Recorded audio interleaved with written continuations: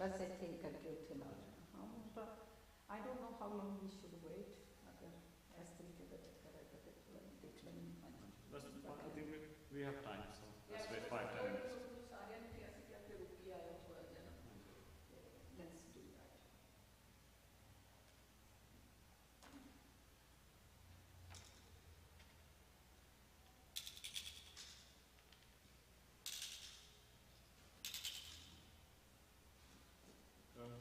Diwan send me the link. Can you check it?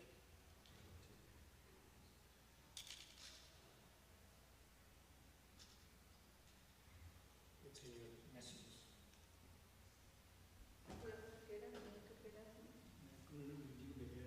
चलो ठीक है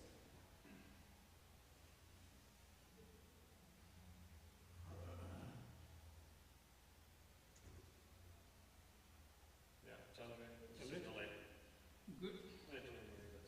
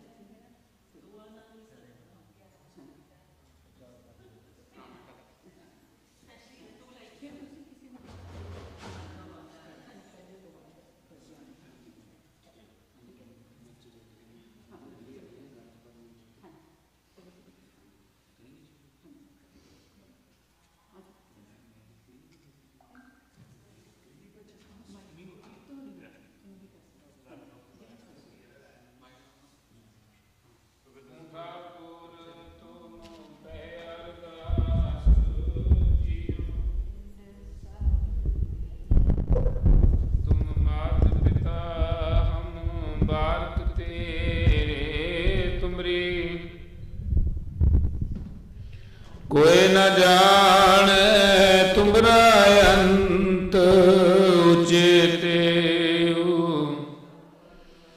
ਸਗਲ ਸਮਗਰੀ ਤੁਮਰੇ ਸੂਤਰ ਧਾਰੀ ਤੁਮ ਤੇ।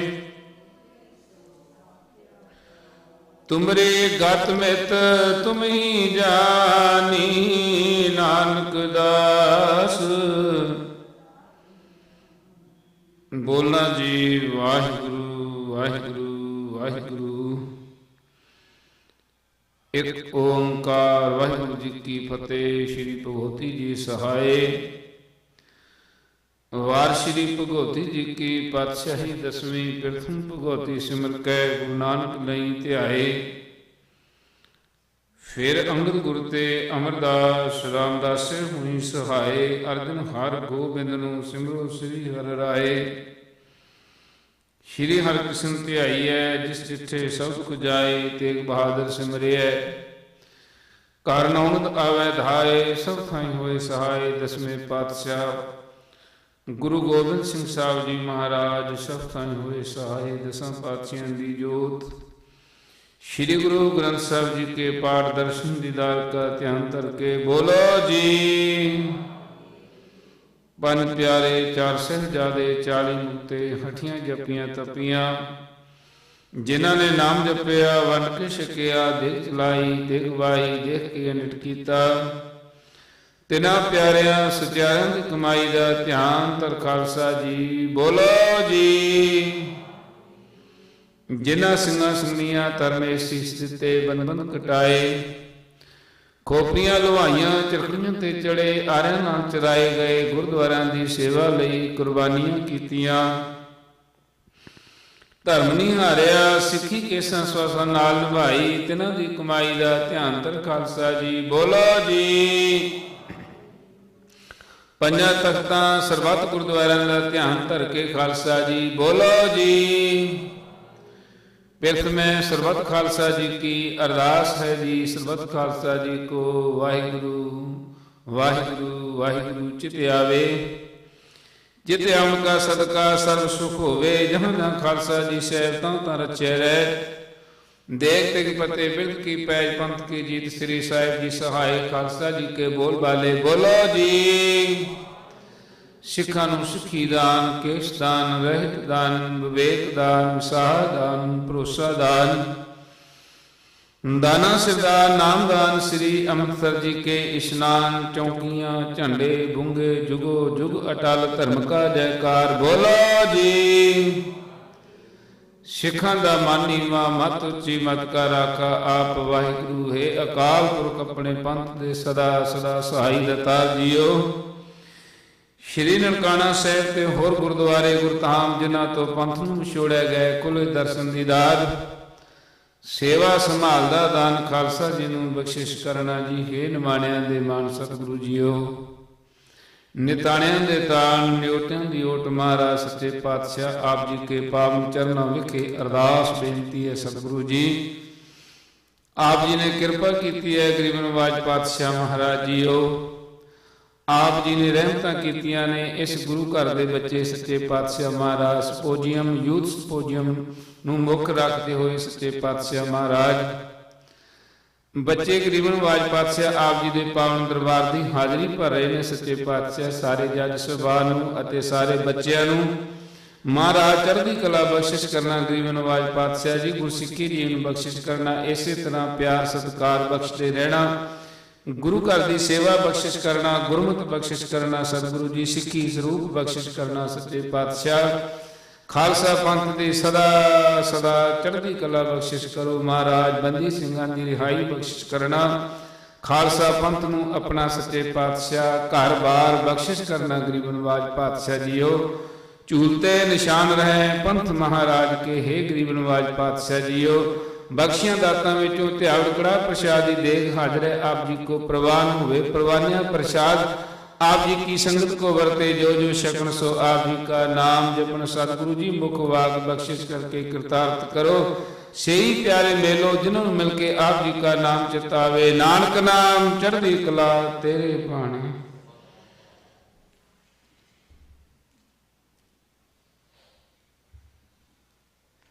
ਵਾਹਿਗੁਰੂ ਜੀ ਕਾ ਖਾਲਸਾ।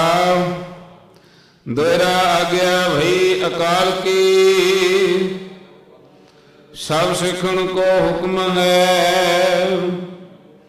ਗੁਰੂ ਗ੍ਰੰਥ ਜੀ ਮਾਨਿਓ, ਜੋ ਪ੍ਰਭ ਕੋ ਮਿਲ ਬੋਚ ਹੈ। ਰਾਜ ਕਰੇਗਾ ਖਾਲਸਾ,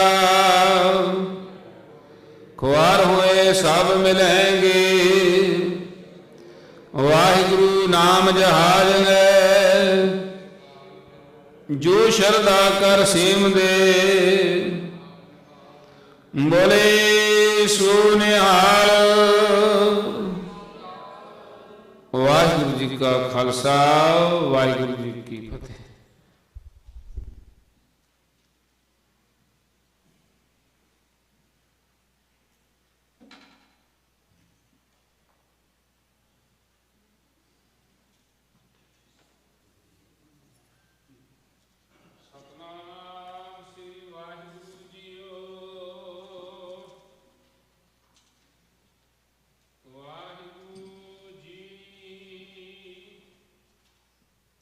ਤੇਰੇ ਕਵਨ ਕਵਨ ਗੁਣ ਕਹਿ ਕਹਿ ਗਾਵਾਂ, ਤੂੰ ਸਾਹਿਬ ਗੁਣੀ ਨਿਦਾਨਾ। ਤੁਮਰੀ ਮਹਿਮਾ ਵਰਨ ਨਾ ਸਕੂੰ, ਤੂੰ ਠਾਕੁਰ ਊਚ ਭਗਵਾਨਾ। ਜੇਤਾ ਸਮੁੰਦ ਸਾਗਰ ਨੀਰ ਭਰਿਆ, ਤੇਤੇ ਔਗੁਣ ਹਮਾਰੇ। ਦਇਆ ਕਰੋ ਕਿਛ ਮੇਰੇ ਉਪਾਵੋ, ਡੁੱਬਦੇ ਪੱਥਰ ਤਾਰੇ। ਸਤਨਾਮ ਸ਼੍ਰੀ ਵਾਹਿਗੁਰੂ ਜੀ। ਤਿਲੰਗ ਘਰ ਦੂਜਾ ਮਹੱਲਾ ਪੰਜਵਾ। ਤੁਧ ਬਿਨ ਦੂਜਾ ਨਾਹੀ ਕੋਏ, ਤੂੰ ਕਰਤਾਰ ਕਰੈ ਸੋ ਹੋਏ। ਤੇਰਾ ਜੋਰ ਤੇਰੀ ਮਨ ਟੇਕ,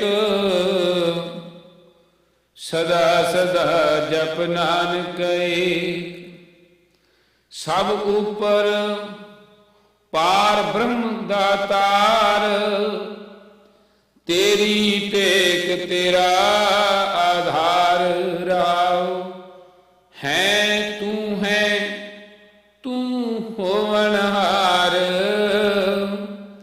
ਅਗਮ ਅਗਾਧ ਊਚ ਉਪਾਰ, ਜੋ ਤੁਧ ਸੇਵੈ ਤਿਨ ਪਉ ਦੁਖ ਨਾਹੀ। ਗੁਰ ਪ੍ਰਸਾਦ ਨਾਨਕ ਗੁਣ ਗਾਏ, ਜੋ ਦਿਸੈ ਸੋ ਤੇਰਾ ਰੂਪ। ਗੁਣ ਨਿਧਾਨ ਗੋਵਿੰਦ ਅਨੂਪ। ਸਿਮਰ ਸਿਮਰ ਸਿਮਰ ਜਨ ਸੋਏ, ਨਾਨਕ ਕਰਮ ਪ੍ਰਾਪਤ ਹੋਏ। ਜਿਨ ਜਪਿਆ ਤਿਸ ਕੋ ਬਲਹਾਰ, ਤਿਸ ਕੈ ਸੰਗ ਤਰੈ ਸੰਸਾਰ। ਕਹੋ ਨਾਨਕ ਪ੍ਰਭ ਲੋਚਾ ਪੂਰ, ਸੰਤ ਜਨਾ ਕੀ ਬਾਚੋ ਤੂਰ। ਕਹੋ ਨਾਨਕ ਪ੍ਰਭ ਲੋਚਾ ਪੂਰ,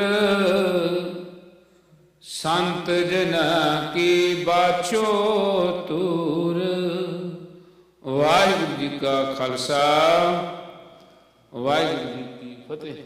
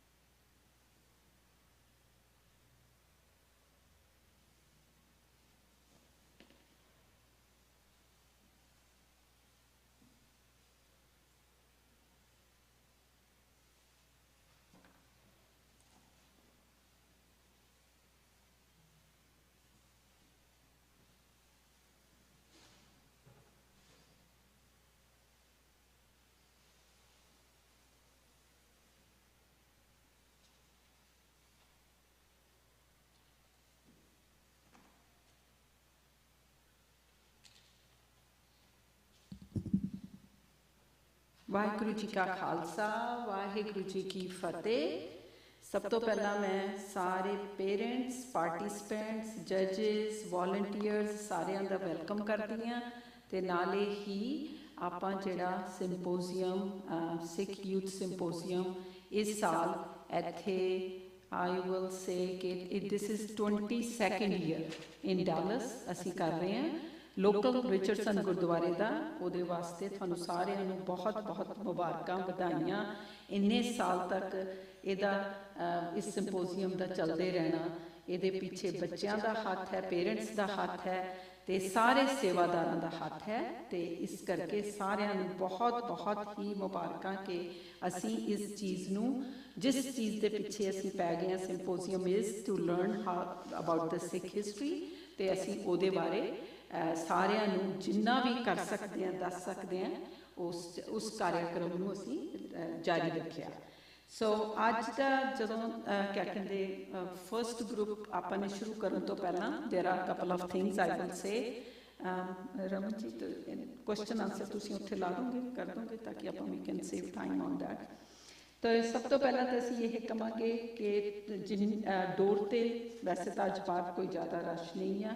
ਜੇ ਕੋਈ ਵੀ ਜਦੋਂ ਵੀ ਸਿੰਪੋਜ਼ੀਅਮ ਦੀ ਸਪੀਚ ਚੱਲ ਰਹੀ ਹੈ, ਕੋਈ ਬੋਲ ਰਿਹਾ, ਚਾਹੇ ਉਹ ਤੁਹਾਡਾ ਬੱਚਾ, ਚਾਹੇ ਕਿਸੇ ਹੋਰ ਦਾ, ਪਲੀਜ਼ ਉਹਨੂੰ ਚੁੱਪ ਕਰਵਾ ਦਿਓ ਤਾਂ ਕਿ ਉਹ ਕਿਸੇ ਨੂੰ ਵੀ ਕੋਈ ਕਿਸਮ ਦੀ ਡਿਸਟਰਬੈਂਸ ਨਾ ਕਰ ਸਕੇ।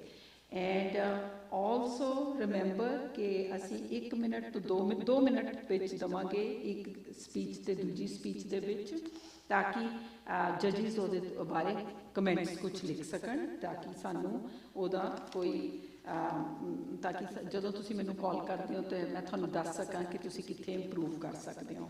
So that is, and the third thing is everybody please switch off your phones, just keep on vibration if possible, because that is when ਕਿਆ ਕਹਿੰਦੇ, ਜੇ ਕੋਈ ਬੱਚਾ ਬੋਲ ਰਹੇ ਨੇ, ਛੋਟੇ ਬੱਚੇ ਨੇ, ਕੋਈ ਅੱਗੇ ਬੋਲ ਰਹੇ ਨੇ, ਕੋਈ ਪੋਡੀਅਮ ਦੇ ਇੱਧਰਲੇ ਪਾਸੇ ਹੈ, ਉਹਨਾਂ ਦੀ disturbance, we don't want them to get disturbed। And also ਅਗਰ ਕੋਈ ਬੱਚਾ ਕੰਫਰਟੇਬਲ ਨਹੀਂ ਫੀਲ ਕਰ ਰਿਹਾ ਜਾਂ ਕਿਸੇ ਨੂੰ ਲੱਗ ਰਿਹਾ ਕਿ ਉਹਦੀ ਆਵਾਜ਼ ਠੀਕ ਨਹੀਂ ਆ ਰਹੀ ਹੈ, ਬੱਚਾ ਆਪਣੇ ਆਪ ਵੀ ਮਾਈਕ ਨੂੰ ਮੂਵ ਕਰ ਸਕਦਾ ਹੈ, ਪਰ ਕੋਈ ਅਗਰ ਕਿਸੇ ਜੱਜਿਸ ਨੂੰ ਲੱਗੇ ਕਿ ਉਹਨਾਂ ਨੂੰ ਸੁਣ ਨਹੀਂ ਰਿਹਾ, ਤੇ we can go back and adjust the mic, because ਸਾਰਿਆਂ ਨੂੰ ਸੁਣਨਾ ਬਹੁਤ ਜ਼ਰੂਰੀ ਹੈ।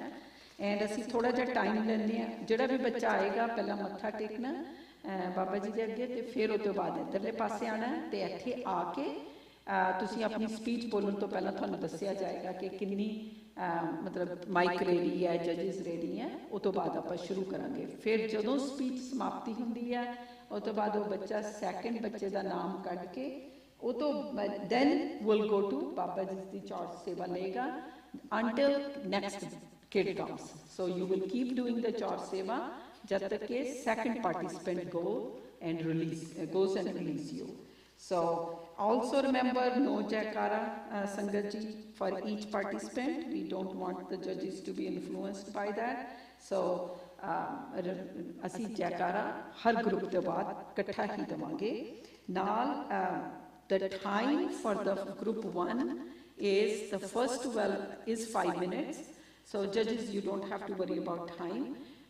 The timekeeper, first bell will be at 4 minutes 30 seconds. Oh, sorry. Thank you. Dekho, मैं भी भूल रही हूँ. Group 2, so 5 minutes. So group 2, I think, is the 6 minutes, right? So 6 minutes होंगे उन्होंने, but first bell बजेगी 5 minutes 30 seconds ते, second bell 6 minutes ते, and third bell 6 minutes 30 seconds te. So after third bell, if you do remember, then if you can just say Fateh, and that will save you some marks. But अगर थानू लगता है कि नहीं मैं बोल के दस के जाना है, जो भी मेरी लास्ट लाइन रह गई है, you are free to do that. But the negative marking starts after 6 minutes 30 seconds. Remember that. And other than that, I think the group 2 that तुसी लगाता है, हाँ जी. So group 2 ਦੇ questions ਸੰਗਤ ਵਾਸਤੇ ਲਗਾਏ ਹੋਏ ਨੇ, ਬੱਚਿਆਂ ਨੂੰ ਤਾਂ ਪਤਾ ਹੈ। ਤੇ ਸੰਗਤ ਜੀ ਇੱਕ ਚੀਜ਼ ਤਾਂ ਜ਼ਰੂਰ ਯਾਦ ਰੱਖਿਓ ਕਿ ਜੱਜਿਸ ਜਦੋਂ ਮਾਰਕਿੰਗ ਕਰ ਰਹੇ ਨੇ 60% ਹੈਗੇ ਆ ਕੰਟੈਂਟ ਦੇ ਕਿ ਉਹਨਾਂ ਨੇ ਉਹ ਸਵਾਲ ਦੇ ਜਵਾਬ ਦਿੱਤੇ ਨੇ ਕਿ ਨਹੀਂ, and 40% is only for the presentation. The kid can be really great in presentation, ਜਿਹਦੇ ਬਾਰੇ ਤੁਸੀਂ ਜਦੋਂ ਤੁਹਾਨੂੰ ਉਹ ਬੱਚਾ ਮਿਲਦਾ ਸੰਗਤ ਜੀ ਤੇ ਉਹ ਤੁਸੀਂ ਉਹਨੂੰ ਕਹੋਗੇ ਕਿ ਬਹੁਤ ਅੱਛਾ ਕੀਤਾ ਤੇ ਤੇਰੀ ਹੀ ਪੋਜੀਸ਼ਨ ਫਸਟ ਆਏਗੀ, ਬਿਕੋਜ਼ ਪ੍ਰੈਜੈਂਟੇਸ਼ਨ ਤੋਂ ਅਸੀਂ ਇਹ ਸੋਚਦੇ ਹਾਂ, ਪਰ ਕਈ ਵਾਰ ਕੀ ਹੁੰਦਾ ਕਿ ਉਹ ਚੀਜ਼ ਨਹੀਂ ਹੋ ਸਕਦੀ ਕਿਉਂਕਿ ਬੱਚੇ ਦੀ ਕੋਈ ਪੋਜੀਸ਼ਨ ਡਿਫਰੈਂਟ ਆ ਜਾਂਦੀ ਹੈ। ਉਹਦੀ ਵਜ੍ਹਾ ਇਹ ਹੈ ਕਿ ਕੁਐਸਚਨਸ ਦੇ ਆਨਸਰ ਦੇਣੇ ਬਹੁਤ ਜ਼ਰੂਰੀ ਨੇ। ਅਗਰ ਉਹ ਕੁਐਸਚਨ ਦੇ ਆਨਸਰ ਉਹਨੇ ਨਹੀਂ ਦਿੱਤੇ, ਬੋਲਿਆ ਬਹੁਤ ਅੱਛਾ ਤੇ ਪਰ ਇੱਕ ਸਵਾਲ ਵੀ ਰਹਿ ਗਿਆ ਜਾਂ ਉਹਦਾ ਇੱਕ ਸਵਾਲ ਦਾ ਪਾਰਟ ਵੀ ਰਹਿ ਗਿਆ, ਉਹਦੀ ਵਜ੍ਹਾ ਨਾਲ ਉਹਦੀ ਪੋਜੀਸ਼ਨ ਉੱਪਰ ਨੀਚੇ ਹੋ ਜਾਂਦੀ ਹੈ। ਤੇ ਮੈਂ I want to clarify everybody, all the kids ਕੇ ਕਿਡਸ ਐਂਡ ਪੇਰੈਂਟਸ ਐਂਡ ਸੰਗਤ ਕਿ ਅਸੀਂ ਕਿਸੇ ਦੇ ਨਾਲ ਵੀ ਕੋਈ ਇਸ ਤਰ੍ਹਾਂ ਦੀ ਚੀਜ਼ ਕਰਨ ਦੀ ਕੋਸ਼ਿਸ਼ ਨਹੀਂ ਕਰਦੀ ਕਿ ਤੈਨੂੰ ਫਸਟ ਨਹੀਂ ਕਰਨਾ, ਸੈਕਿੰਡ ਨਹੀਂ ਕਰਨਾ ਜਾਂ ਜੋ ਵੀ ਹੈ। ਜੱਜਿਸ are very well trained, please remember that they are very well trained. ਤੁਸੀਂ ਉਹਨਾਂ ਨਾਲ ਆਪਣੇ ਆਪ ਹੀ ਗੱਲ ਕਰੋਗੇ ਤੇ ਤੁਸੀਂ ਸੋਚ ਵੀ ਨਹੀਂ ਸਕਦੇ ਕਿ ਉਹਨਾਂ ਨੂੰ ਕਿੰਨੀ ਵਾਰ ਉਹਨਾਂ ਨੇ ਮੀਟਿੰਗਸ ਕੀਤੀਆਂ ਨੇ। So they are not going with who you are, but how you answer the questions, and then of course the presentation. But presentation is the second part. What you answer though, that is the first part. So like group 2 the pehla question hai, how did Guru Nanak's teachings bring a social and religious revolution? So group 2 ਦਾ ਜਿਹੜਾ ਹੈ ਉਹਦੀ book ਸੀਗੀ 6 ਸਾਖੀਜ਼ for youth part 1. So there is some answers there that they are going to answer from there, and sometimes from outside too. That is okay too. The second question is, which one of Guru Nanak's sakhis did you like the most? Describe the lesson you learned from the sakhi. And second is, how does it help you to be a better person? See, you can say many sakhis, but did it make you a better person, or what did you learn? That is important part. So मैं सारी संगत ਨੂੰ ਮੈਂ ਇਸ ਕਰਕੇ ਦੱਸਣਾ ਚਾਹਨੀ ਹਾਂ ਕਿ ਫਿਰ they have to answer those questions. The third question is, the present is society's plagued with intolerance and violation of basic human rights. How do lessons learned from 6 sakhis motivate you to make this world a better place and just for all, or justice for all? I think that's what it meant. So a questions de tusi answer dene ne, the judges will be listening to you, and definitely I just came to know this morning we had 10 participants. 8 of them were coming for sure until this morning. 5 of them texted or called and said they are not coming, so there are only 3. So you can see how disappointed we are too. And all, look at that. Everybody, first one is going to get the plaque. Everybody is getting the plaques. But $50, $40, $30, and participant $20. If the participants, they would have come here, just said even Fateh would have gotten the plaque and $20 gift, right? And I don't know how to explain to everybody, but you guys are here, so I should not be having my frustration on you all. I am so glad that you came here, and you are going to learn from here. You will never repent about it. Anyway, so the first one, I think I have to start taking out some names, because some of them are here, some of them are not. So otherwise I would have gone to another person, maybe one of you. Harman मैंने दस दियो केड़ा बच्चा है, so we will keep taking out the kids' names. Yeah, even if they are not there, and even if they called that they are not coming, we still take their name out. So the first one that is coming here is, he's here, Adesh Singh.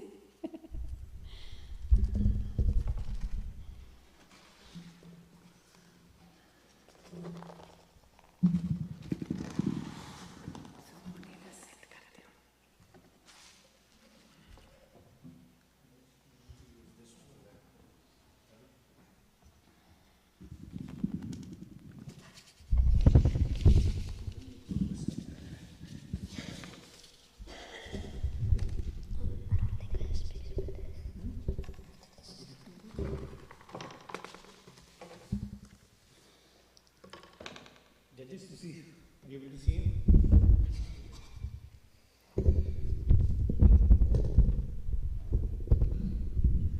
Just say something. Just make sure you just say simple. Just Fateh. Just Fateh bolo वैसे. Fateh.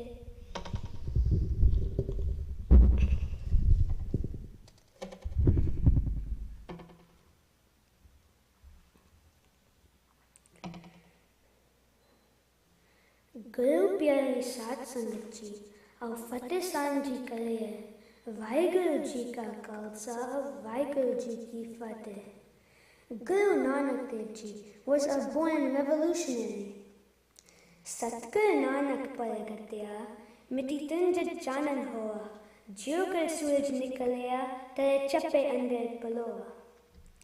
Guru Nanak Dev Ji cleared spiritual darkness. Just like the sunrise dispels the night darkness and the stars disappear. He protested against the injustice done both by the political rulers and the religious authorities of the time. To educate people regarding their basic social human rights granted by God and to preach Sikh philosophy, Guru Nanak Dev Ji founded the institutions of Sangat and Pangat, where all people would pray, meet, and eat together as equals without any kind of discrimination. He spoke against the meaningless religious rituals and the misguided social superstitions. Guru Nanak Dev Ji, even as a child, disagreed with the Brahmin priest and declined to wear the cotton thread. He condemned rituals like cleansing baths, sacrifice of animals, worshipping idols, self-punishments, and fasting for religious reasons, like Muslims during holy months. Unfortunately, most of us still believe in rituals and worthless behavior, and we do this mostly at times of worry, uncertainty, and trouble. We wrongly believe that undertaking these customs will bring us special assistance from Vaheguru or some other higher power. Guru Nanak Dev Ji says, "Achai nahi jitya jai." Through ritual actions, God cannot be won over. Further, he says, "Rog param ped manduja, gurbin param jape jap duja." He said the only way to connect with Vaheguru is by remembering him through Nam Simran and living a life of pure actions. One of Guru Nanak Dev Ji's Sakis I like the most is that of Sajjan Thug. There once lived a man named Sajjan. The word Sajjan means nice and friendly person, and he was considered to be a good person. Whenever a traveler would forget something in the inn, Sajjan kept it at his own. Slowly, he developed the bad habit of stealing valuables of the travelers when they were sleeping. Over time, because of his evil habits, people started to call him Sajjan Thug. Then once, Guru Nanak Dev Ji and Bhai Mardana stayed at his place. When Sajjan Thug listened to his Guruji's Shabad recitals in the evening, he had a complete transformation. He donated all the wealth he had acquired by wrongdoings to the poor and started living a moral life. The lesson I learned from the Saki is that a person who doesn't outward act good acts means nothing.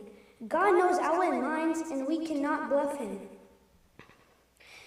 This Saki helped me be a better person, as it explains the valued by good deeds, and our true friends are the good deeds we do. Sajjan, not just by name, but also by our actions. Unfortunately, the present-day society is corrupted with intolerance and violation of basic human rights. But the six Sakis, the lives of our gurus, teach us the secret that enables and motivates us to make this world a better place. Guru Nanak Dev Ji taught us the path to Vaheguru is to kirat karna, naam japna, and van chakna. Truth is high. Higher still is truthful living. Sacha Soda. Sharing the valuable and resources with the poor is true business. Nanak Naam Chaldi Kala Tere Pane Sarbat Takla.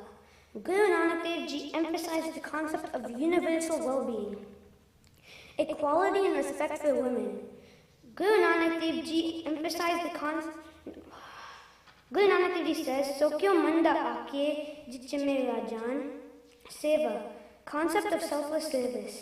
Seva karat hoine kami, disko hot prapat swami.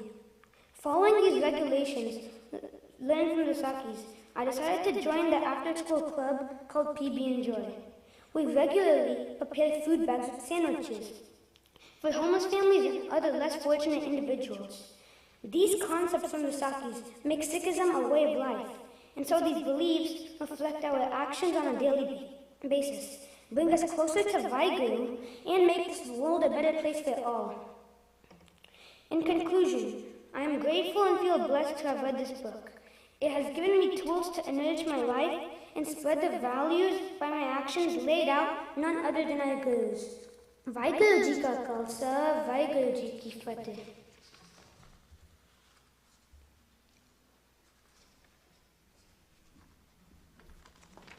Well done, Ajay Singh.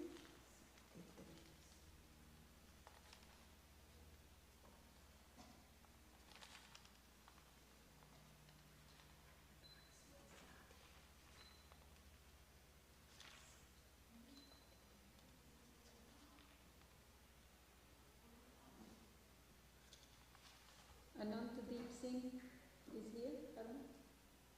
Anantdeep Singh? Okay.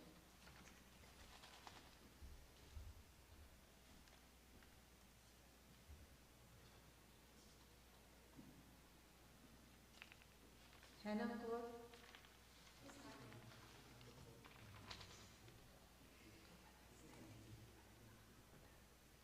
Bhavroop Kaur?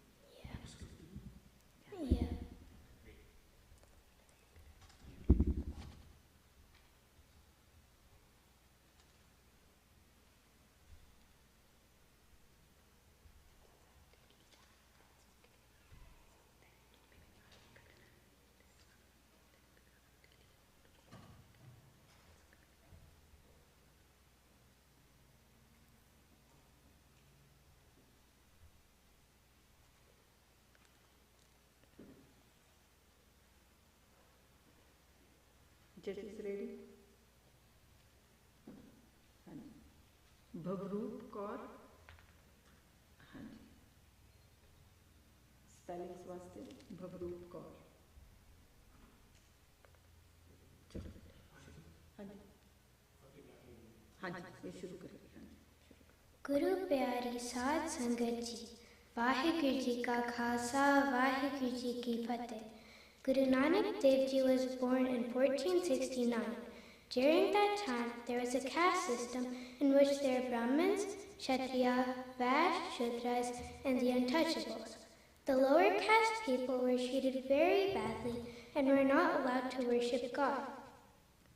Rulers of that time, who were Muslims, treated their Hindu subjects poorly, tried to force them to change their religion and beliefs.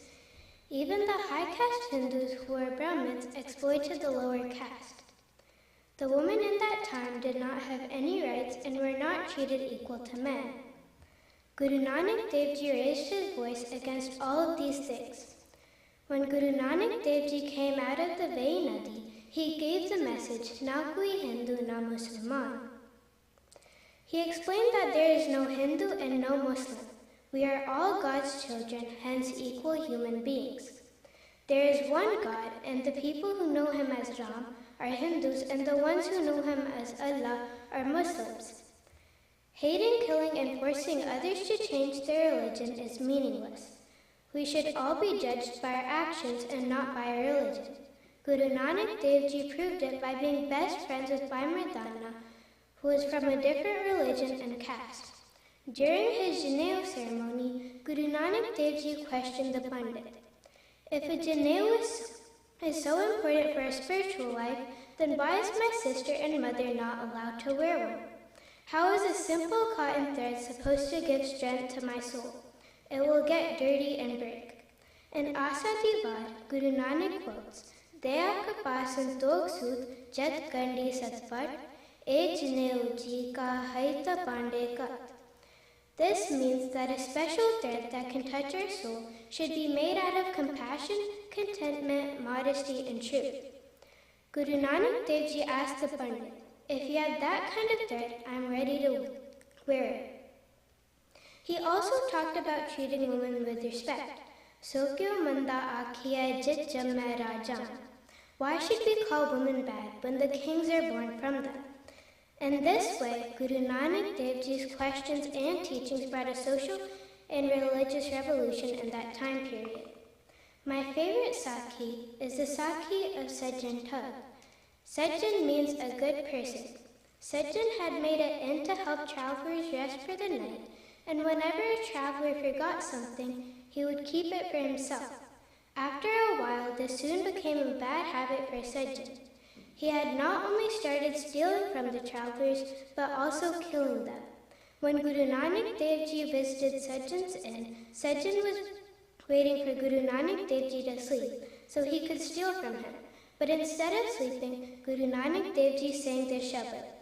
Ojjal keha chilkana, kotem kaladi masid, totyan jhoot na utare, jeso tovan dis, Sajjan sei naal mein chaldeya naal chalan, jithe lekha mangiya, tithe khade dasan raha. A bronze plate is shiny and clean on the outside, but when you rub it, its blackness appears. No matter how much you clean it, the blackness remains. In this metaphor, the bronze vessel refers to Sajjan, who appears to be a gentleman on the outside, but is filled with blackness of greed within. No matter how much he tries to hide those sins, they will always be there. Good deeds are the true friends of a person as they stay with them in this world and the next. Sajjan closely listened to the Shabad and confessed what he had been doing in the past. Guru Nanak Dev Ji told Sajjan to give the stolen things to the needy and start living an honest life. This Sakhi encourages me to become a better person by not cheating anyone for my benefit, helping others without expecting anything in return, always telling the truth, and doing good deeds as they are my true friends. I also learned that you always have a choice to correct your mistakes and become better people. We as Sikhs have come a long way in getting rid of baseless rituals and inequality based on gender, religion, and caste. This has been made possible by the invaluable teachings of Guru Nanak Sahib. But as humans, we tend to find ways and reasons to dislike others that don't look or think the same. Guru Nanak teaches us to see beyond a person's physical appearance and see Vaheguru in all. Guru Nanak quotes in Rag Asa, Jano Jot, na pucho jati, agya jat nahe.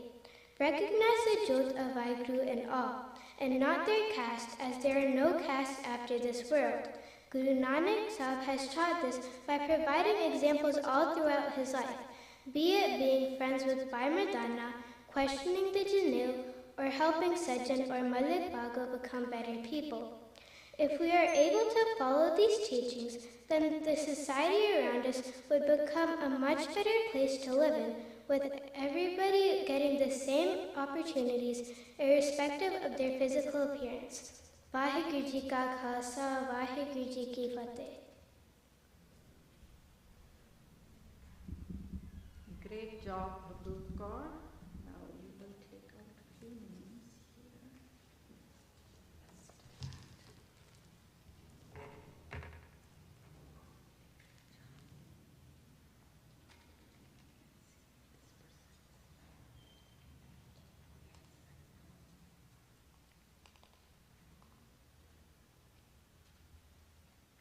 Harjot Singh.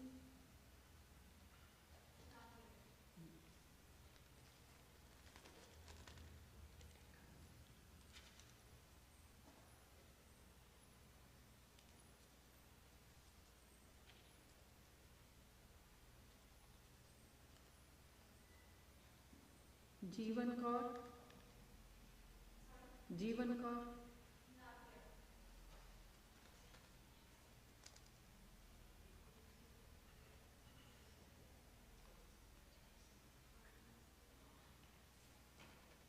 Harjot Singh.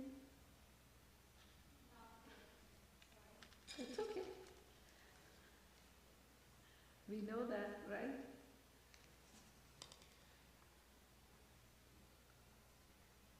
Japji Kaur.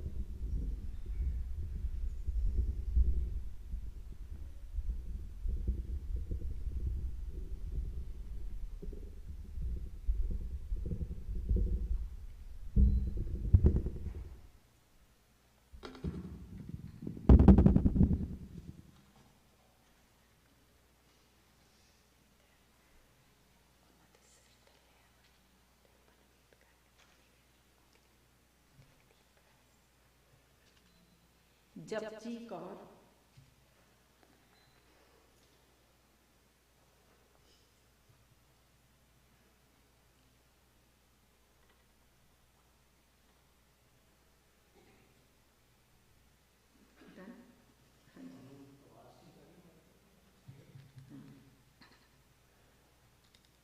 सारे जने जब ready हैं तो फिर मैं कह देंगे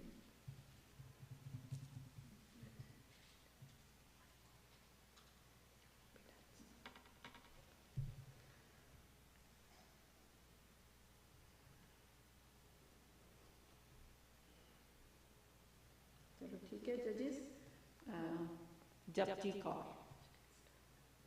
वाहेगुरु जी का खालसा वाहेगुरु जी की फतेह. In 1469, at a village, Raheboli Titilwandi, district Sheikhpura, a new light came to the world. This light later was called Guru Nanak Dev Ji. His teachings included the following major directions to the people: sincere love for God, Nam Japna.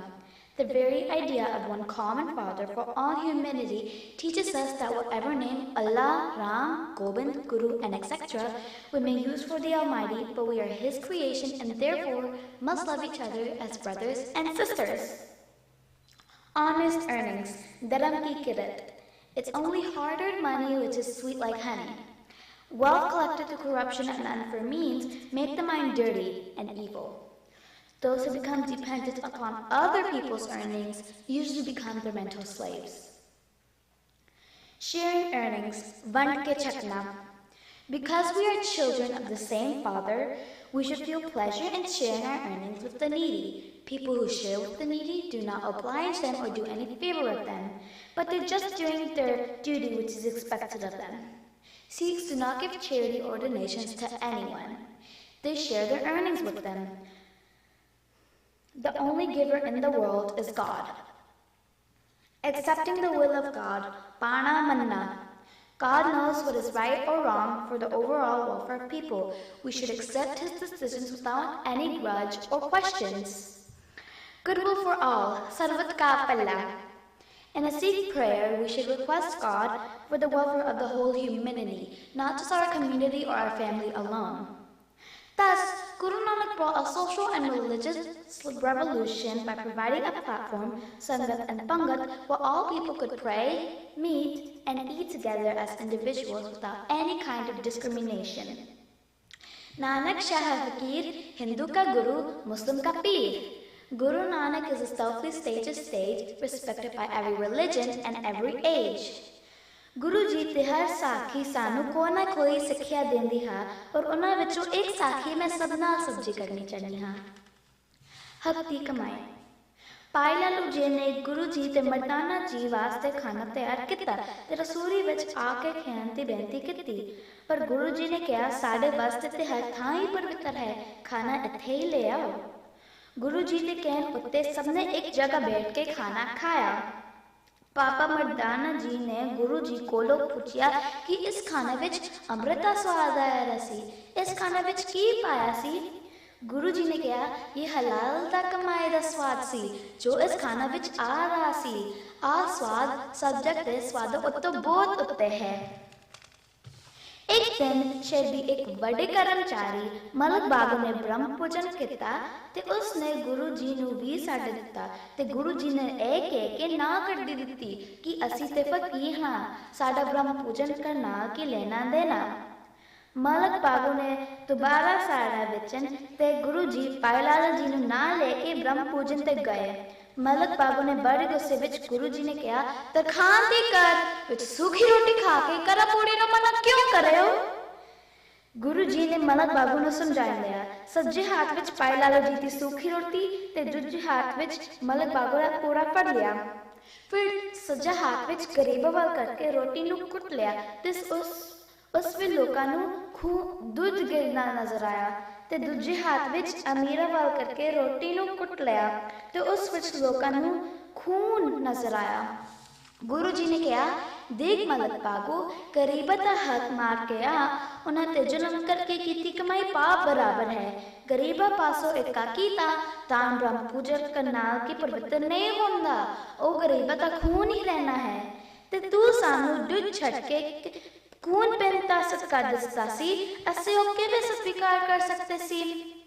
ए देख के मलक बागो दा इंकार टूट गया ते गुरु जी तो माफी मांगी ते गुरु जी ने उपदेश दिता कि सच्ची सोजी किरत विच ही परमात्मा ने बरकत पानी है।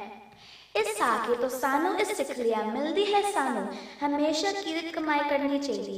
गरीब नाल गलत तरीके नाल या दाग नाल कीती कमाई पापा बराबर हुंदा ने। All Sikh Sakhis empathize the importance of equality, justice, and compassion for all the people, regardless of their background or beliefs.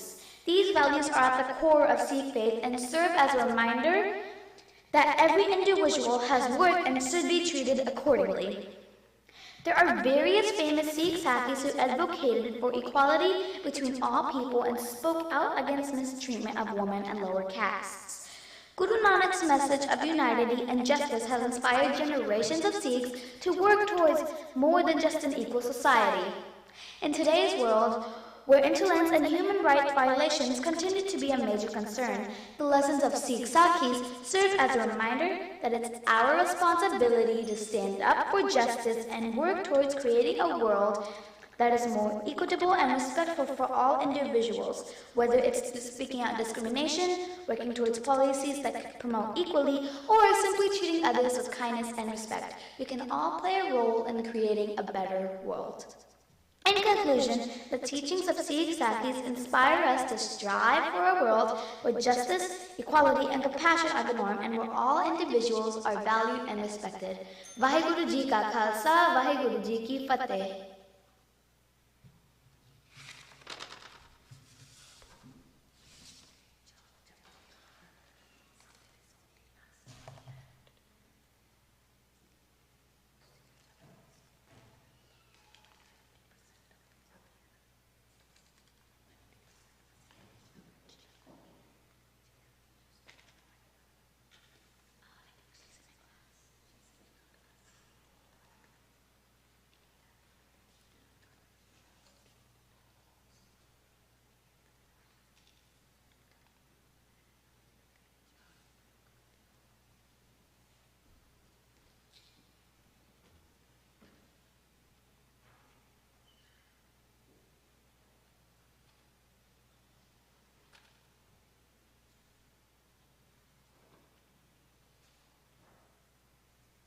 Herman, next one, Gia Kaur.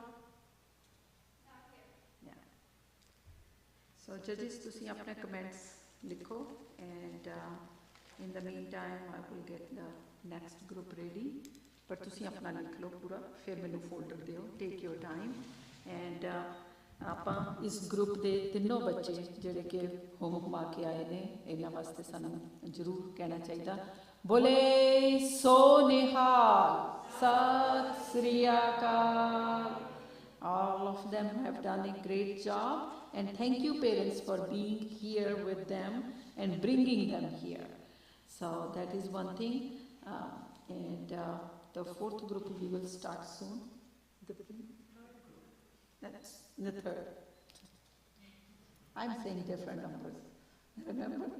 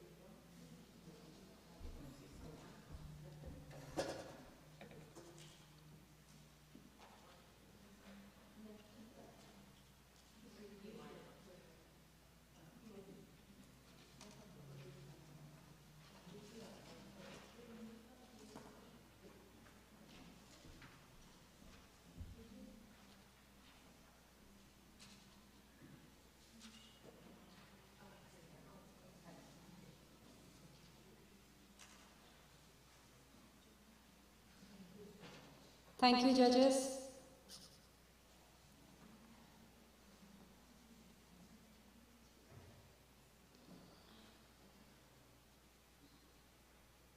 Sat Sangaji will start with group 3, 11 to 13 years. Inna di book hegi hai Sikh Elegance, The Turban by Dr. Sarup Singh.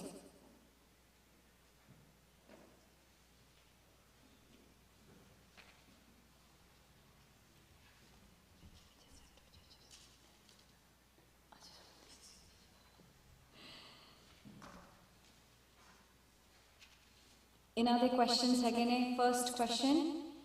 When you are questioned as to why Sikhs keep their hair long and wear turbans, what do you say? Question 2. The author Dr. Sarup Singh Alag talks about how the turban can change someone's inward personality. Do you agree? Why or why not? Question 3. The main focus of the book Turban is on men and boys keeping their identity. What role do turbans play for Sikh women? After reading this book, has your opinion changed on this topic? Jeri first bell hoigi, that will be 5 minutes and 30 seconds. Second bell, 6 minutes. Third bell, 6 minutes and 30 seconds.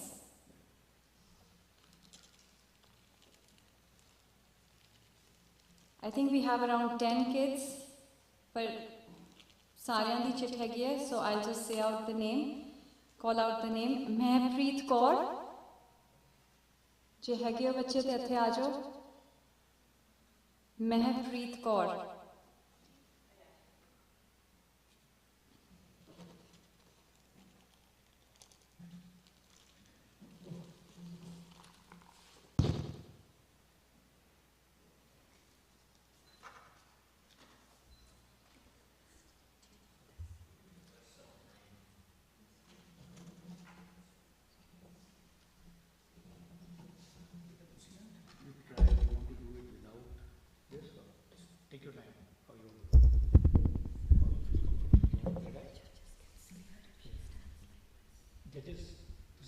If she's standing on the floor, or you want to go up and try it? Try up here. Parents, where are your parents? What works for you? Let me ask. What do you prefer, Richa?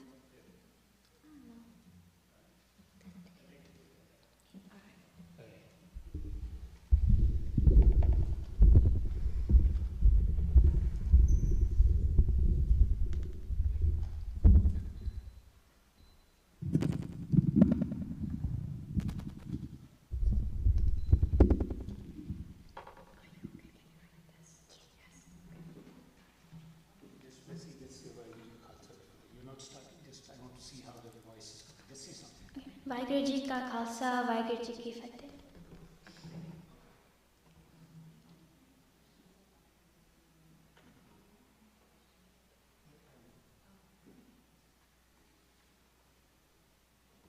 Judges ready?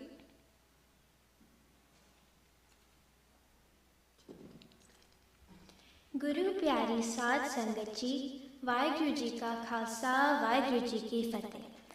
Bhai Nandlal ji says in his Tankhanama, Gangai dono vakt, paag chunna kar bande, which means that a Sikh should comb their hair twice a day and tie a nice turban.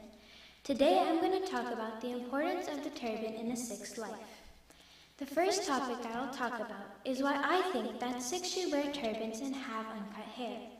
I often get asked these questions by friends and tell them that I don't cut my hair because our hair is a gift from God. I tell them that Sikhs wear turbans to tell the world who they are.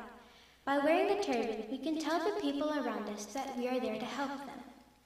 Wearing the turban makes the Sikh unique and makes them stand out from the crowd. I believe that it takes courage to wear the turban because outside of Punjab, Sikhs are a minority and you will look different from the rest of the people around you. Some people may think that it is a disadvantage by looking different and drawing attention to yourselves, but those are the people who have something to hide. I believe that wearing a turban is an advantage because by drawing attention to yourselves, you're more likely to be remembered if you do a good thing. Our 10th Guru, Guru Gobind Singh Ji, instructed us to wear the stars so that no Sikh could ever hide, and also instructed us not to cut our hair. Even though it was Guru Gobind Singh Ji that made it official, all of the Gurus wore the stars and didn't cut their hair. Even people of other religions didn't cut their hair and wore turbans. It was believed that having uncut hair would give you spiritual strength. And in the time where there were lots of kingdoms in India, all of the kings wore turbans. So when all the Sikhs wore turbans, it gave a sense of pride. This brings me to my second topic, which is how I think that wearing the turban will change someone's inward personality. By wearing the turban, the Sikh will have to be more aware of what they're doing, because now they're being watched by the whole world. If the Sikh does a bad thing, then the people who witness this will have a bad impression, not only on that person, but on the whole Sikh community. If the Sikh does a good thing, then the people who witness this will have a good impression on the Sikh community. This will push Sikhs to do the right thing, even when no one is watching. It will give the Sikh wearing the dastar a sense of responsibility to help others and to be a good person. Even though I agree that wearing the turban will change someone's inward personality, I don't think that the turban alone will make the change. Guru Nanak Sahib states in Asa Ki Baat, Doi toti bastre kapatam, jai janas brahmam karmam, kahu nanak nischayo tyave, rin satguru vatana pave. Guru Nanak Sahib says that a person can wear a nice turban and clothes, but it won't matter if they don't follow the Guru's way of life. I think that the Sikh will have to follow the Guru's teachings through Gurbani, along with wearing the turban, to make themselves better. I believe that once a Sikh understands how to live life according to Gurbani and starts to live life in that way, then only will that Sikh start to make changes in their personality and truly start to become a better person. This leads to my third topic, which is what roles do the turban play in the Sikh women community. I believe that even though the turban is mainly worn by men, doesn't mean that the women do not wear the turban. Guru Gobind Singh Ji gave women the same right to wear the turban as the men, and after reading the book Turban, my opinion in this regard has become stronger. I feel that wearing a dastar helps Sikh women to find their courage to speak up and change the world. The turban is also one of the things that helps Sikh women to stand out amongst the crowd. Guru Gobind Singh Ji gave every Sikh the turban to make sure that the world will recognize Sikhs from afar. Even though it is not mandatory for Sikh women to wear the turban, they still don't cut their hair and cover the hair with the patka or dupatta. Even if the Sikh women do not wear the turban, they are still surrounded by people that wear it, like their brothers, fathers, and sons. The Sikh mothers make sure that their sons have neatly tied judas and that they have their heads covered. The Sikh mothers are the ones that make sure that their sons know how to put on their dastar and that they don't cut their hair. Sikh women help lots of people around them make sure that they follow the Guru's teachings and help carry on the practice of wearing the turban. In all, the turban has many great effects on the Sikh, no matter your gender or your age. Vaheguru Ji Ka Khalsa, Vaheguru Ji Ki Fateh.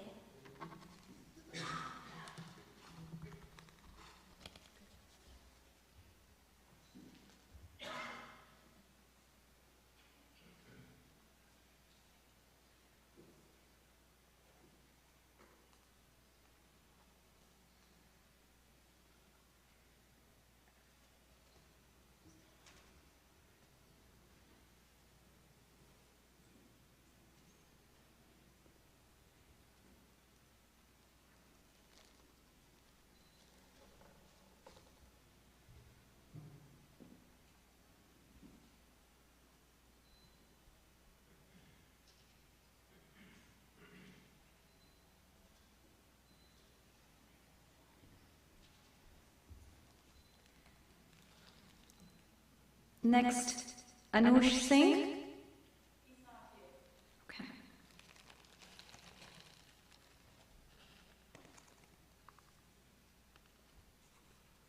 Tripat Kaur.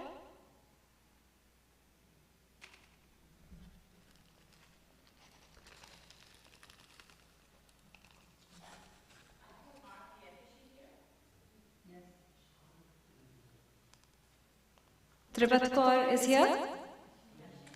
Oh, okay.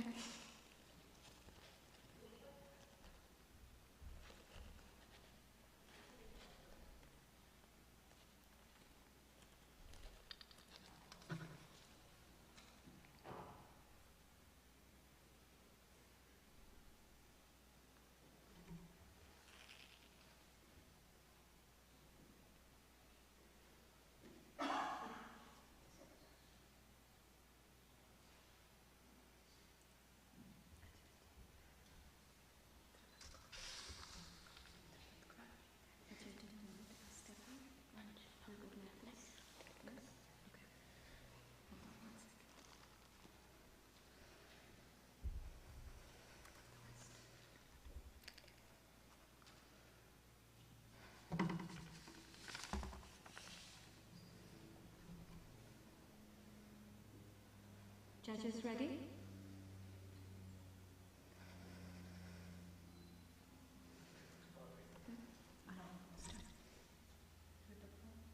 Tripat Kaur.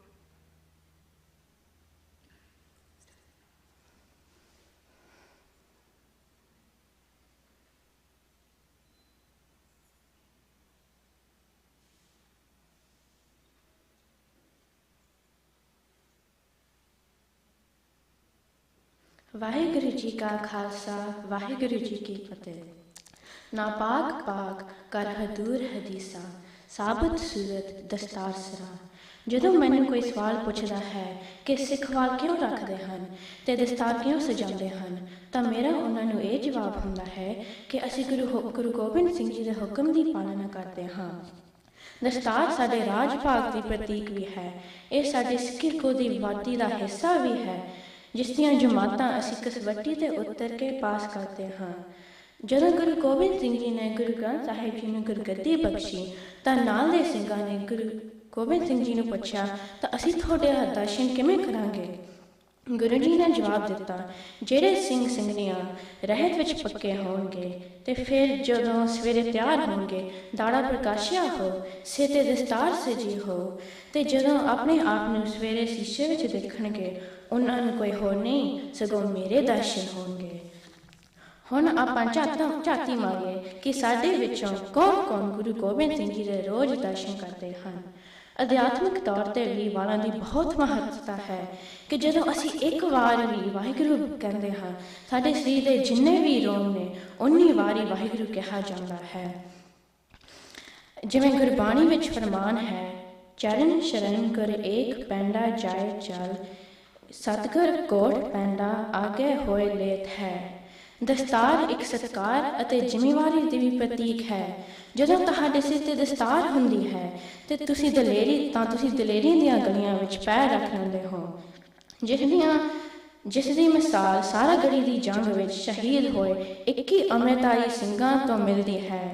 ਢਾਡੀ ਜੱਥਾ ਲਾਂਡਰਾਂ ਵਾਲਿਆਂ ਨੇ ਬਹੁਤ ਸੋਹਣਾ ਲਿਖਿਆ, ਜਿਹੜੀ ਧੌਣ ਨਾ ਸੀ ਚੱਕੀ ਕਦੇ ਚਾਵਲਾਂ ਅੱਗੇ, ਹੁਣ ਨਾਈਆਂ ਮੂਹਰੇ ਬੈਠ ਝੁਕਾਈ ਜਾਂਦੇ ਹੋ। ਹੁਣ ਦੂਸਰੇ ਸਵਾਲ ਦਾ ਅਸੀਂ ਵਿਚਾਰੀਏ। ਜੀ ਹਾਂ, ਮੈਂ ਪੂਰਨ ਤੌਰ 'ਤੇ ਡਾਕਟਰ ਸਰੂਪ ਸਿੰਘ ਨਾਲ ਸਹਿਮਤ ਹਾਂ ਕਿ ਦਸਤਾਰ ਬੰਨ੍ਹਣ ਨਾਲ ਤੁਹਾਡੀ ਅੰਦਰੂਨੀ ਪਹਿਚਾਣ ਬਦਲਦੀ ਹੈ। ਜਦੋਂ ਵੀ ਸਾਡੇ ਮਨ ਵਿੱਚ ਕੋਈ ਮਾੜਾ ਖਿਆਲ ਆਉਂਦਾ ਹੈ ਤਾਂ ਸਾਨੂੰ ਸਿਰ 'ਤੇ ਸਜਾਈ ਦਸਤਾਰ ਯਾਦ ਕਰਾਉਂਦੀ ਹੈ ਕਿ ਤੁਸੀਂ ਗੁਰੂ ਗੋਬਿੰਦ ਸਿੰਘ ਜੀ ਦੇ ਸਿੱਖ ਹੈਗੇ ਹੋ ਤੇ ਤੁਹਾਨੂੰ ਇਹ ਮਾੜਾ ਕੰਮ ਸ਼ੋਭਾ ਨਹੀਂ ਦਿੰਦਾ। ਯਕੀਨ ਮੰਨੋ, ਫਿਰ ਮੱਲੋ ਮੱਲੀ ਮਨ ਸਿੱਧੇ ਪਾਸੇ ਆ ਜਾਂਦਾ ਹੈ। ਫਿਰ ਹੌਲੀ ਹੌਲੀ ਅਸੀਂ 5 ਵਿਕਾਰਾਂ ਤੋਂ ਨੱਥ ਪਾ ਲਵਾਂਗੇ ਤੇ ਗੁਰੂ ਸਾਹਿਬ ਦੇ ਗੁਣ ਸਾਡੇ ਵਿੱਚ ਆ ਜਾਣਗੇ। ਫਿਰ ਅਸੀਂ ਨਿਮਰਤਾ, ਸਬਰ, ਸੰਤੋਖ, ਚੜ੍ਹਦੀ ਕਲਾ, ਦਇਆ, ਵੀਰ ਰਸ ਦੇ ਧਾਰਨ ਤੇ ਹੋ ਜਾਵਾਂਗੇ ਅਤੇ ਆਪਣੀ ਆਲੇ ਦੁਆਲੇ ਤੇ ਵੀ ਚੰਗੀ ਪ੍ਰਭਾਵ ਪਾਵਾਂਗੇ। ਉਦਾਹਰਨ ਦੇ ਤੌਰ ਹੈ, ਦਸਤਾਰ ਵਾਲੇ ਸਿੰਘ ਨੂੰ ਜਦੋਂ ਬੀੜੀ ਪੀਂਦਾ ਬੰਦਾ ਉਹ ਆਪਣੇ ਆਪ ਦੀ ਬੀੜੀ ਲੁਕੋ ਲੈਂਦਾ ਹੈ। ਤੇ ਹੋਰ ਸੁਣੋ, ਜਦੋਂ ਵੀ ਕੋਈ ਮੁਸੀਬਤ ਆਉਂਦੀ ਹੈ ਤਾਂ ਸਾਡੇ ਅੰਦਰ ਦਇਆ ਦਾ ਬੀਜ ਪੰਗਰ ਉੱਠਦਾ ਹੈ ਅਤੇ ਅਸੀਂ ਕਮਰ ਕਸੇ ਬਣ ਕੇ ਯੂਕਰੇਨ ਟਰਕੀ ਦੇ ਬੋਰਡਰ ਟੱਪ ਕੇ ਨਿਧੜ ਤੇ ਨਿਡਰ ਹੋ ਕੇ ਜ਼ਰੂਰਤਮੰਦਾਂ ਦੀ ਸੇਵਾ ਕਰਦੇ ਹਾਂ।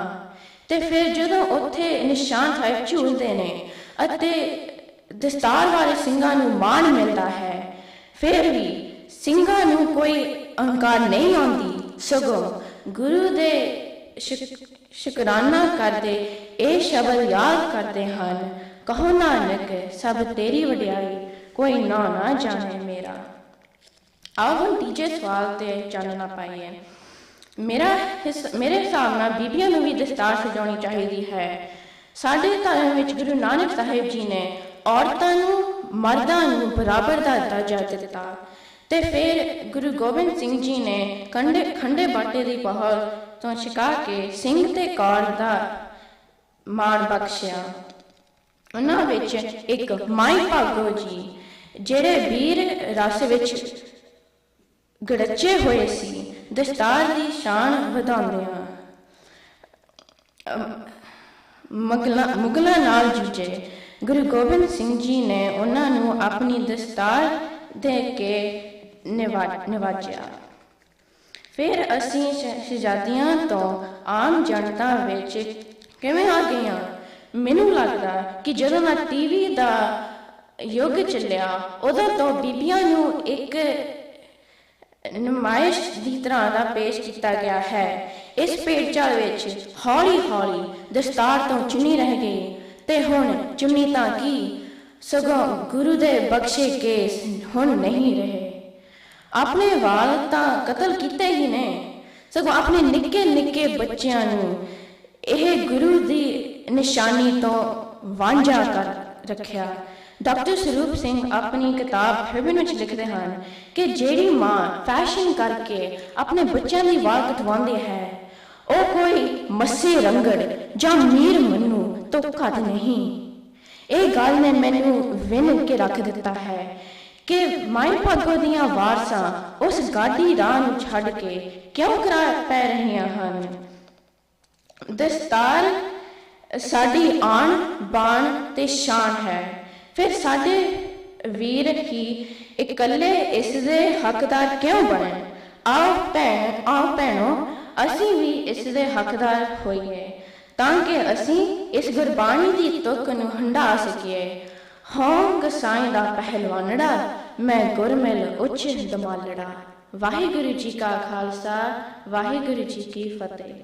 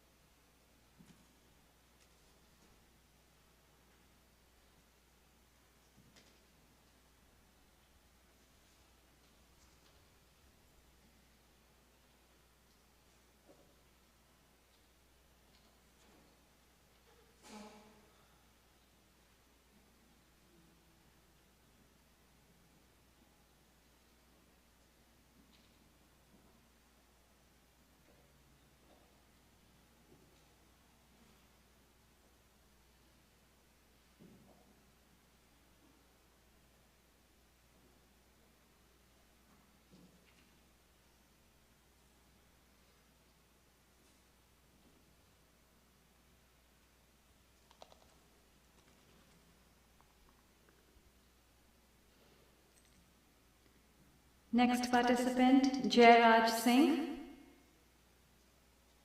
Is Jairaj here?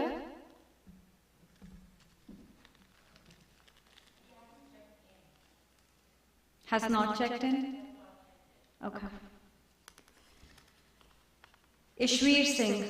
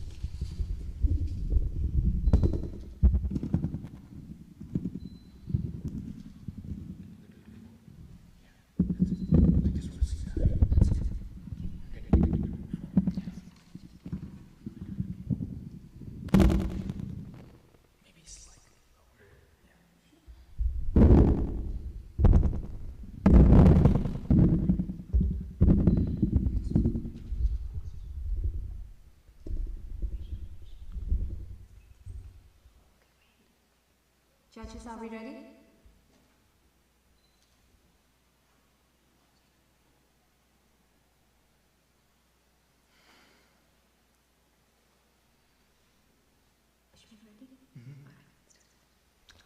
Waheguru ji ਕਾ ਖਾਲਸਾ ਵਾਹਿਗੁਰੂ ਜੀ ਕੀ ਫਤਿਹ ਖਾਲਸਾ ਮੇਰਾ ਰੂਪ ਕਹਾਸ ਖਾਲਸਾ ਮੈਂ ਕਰੂ ਨਿਵਾਸ The most identifiable part of any Sikh is usually the turban. And the question that always inevitably follows is, why do you wear the turban? And of course, the easy, simple response is because I am Sikh. But reading this book forced me to reflect upon my answer. I realized I had only scratched at the tip of the iceberg with my answer of because I am a Sikh. I had to ask myself the question, why in the first place did Guru Gobind mandate the turban for all the Sikhs? But first, let's take a step back and reflect on the origins of the turban itself during the time period of which the Sikh faith was developing. If we think back to the actual time when the Sikh faith was developing, from the 15th to 18th centuries in South Asia, the turban was only worn by the higher classes and elites of society.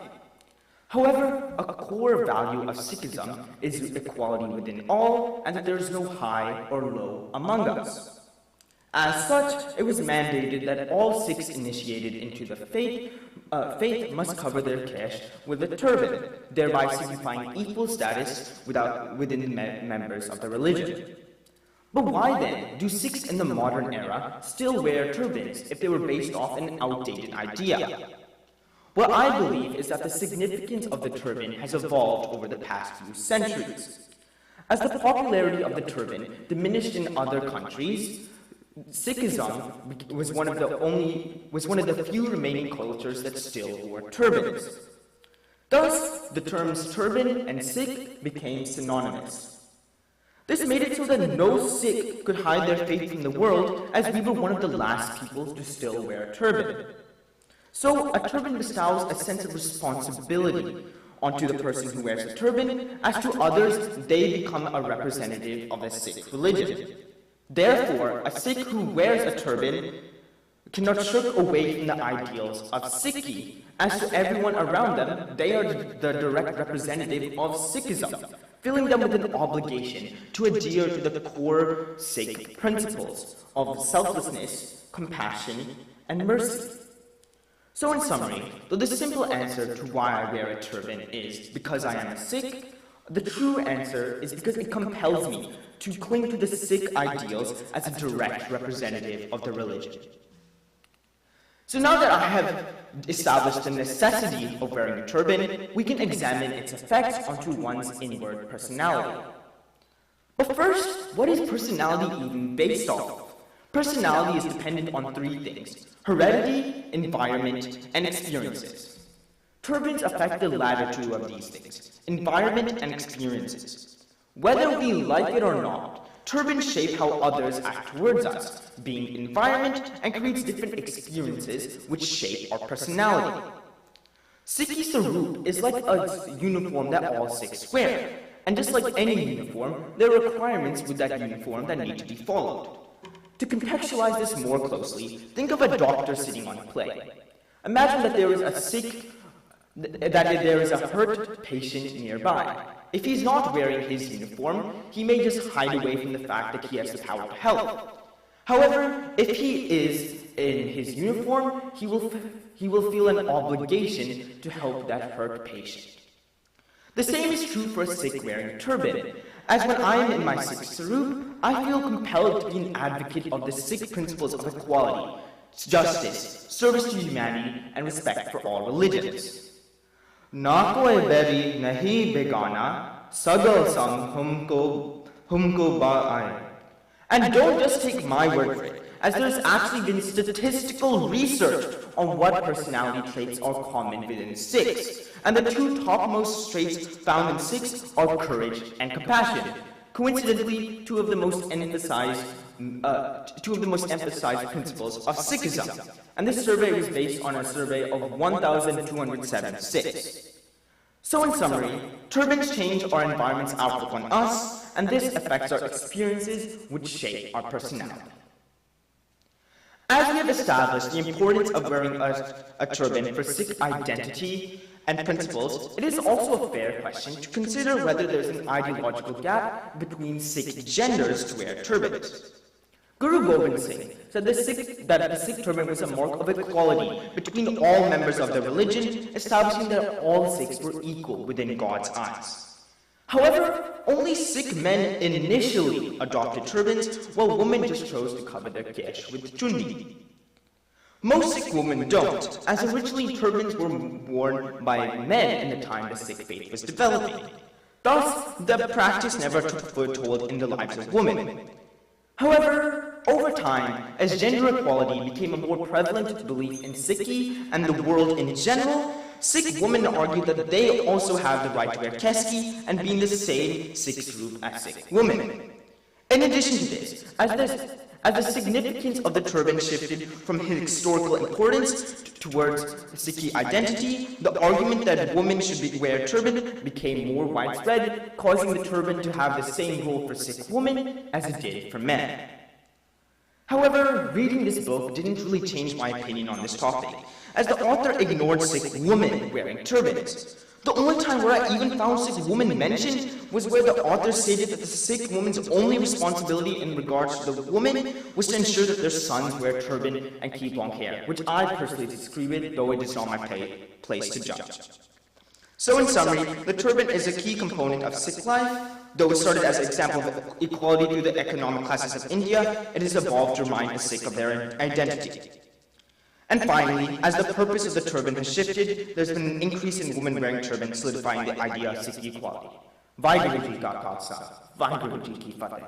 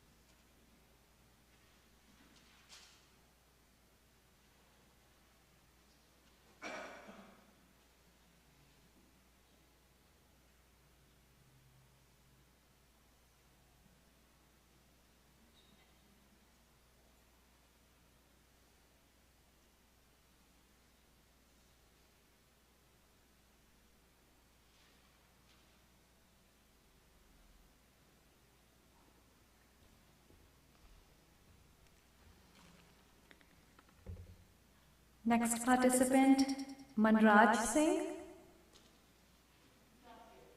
Okay.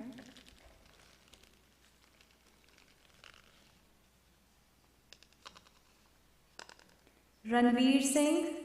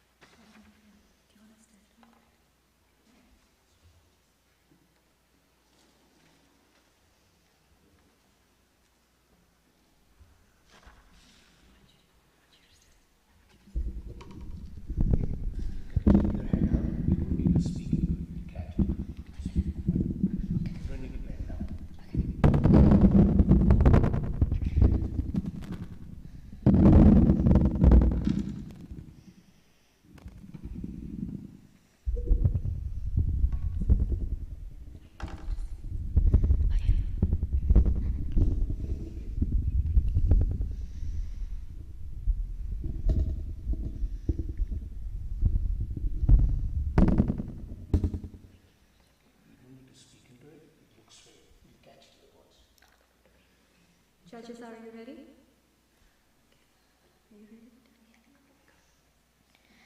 Vaheguru Ji Ka Khalsa, Vaheguru Ji Ki Fateh. Today I'll be covering 3 questions in my speech today.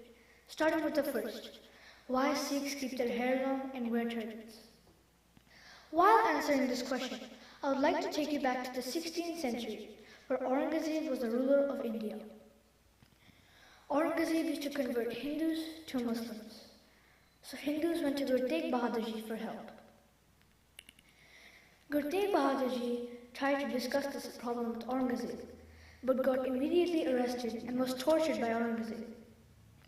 Aurangzeb tried so hard to convert Guruji into a Muslim, but Guruji did not listen.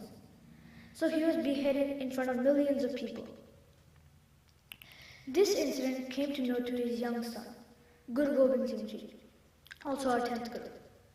When Guru Gobind Singh Ji heard about the part where his father was beheaded in front of millions of people and no one came forward to stop the injustice, he then decided to create a Khalsa Panth with 5 kakars, including the turban and hair. I believe that his point on making the turban as a kakar is that one should be visible among millions of people and should step up and raise his voice to stop the injustice. Hair is the part of the divine human body that God has created. We should be respectful and be grateful by not cutting it. Moving on to the second question, which is how the turban can change someone's inward personality. So my answer is yes, I agree. It can change someone's inward personality because when you have a turban on your head, you will feel like you have a sense of responsibility for yourself, your family, your country, and others. Your conscience will make you start following the 3 golden principle rules of Sikhism, which are Nam Japna, meditation for God, Vanchakna, sharing, and Kirtana, living an honest life. However, it also depends on the person. Anytime a child is born in a Sikh family, he or she inherits and learns the teachings of our Sikh gurus.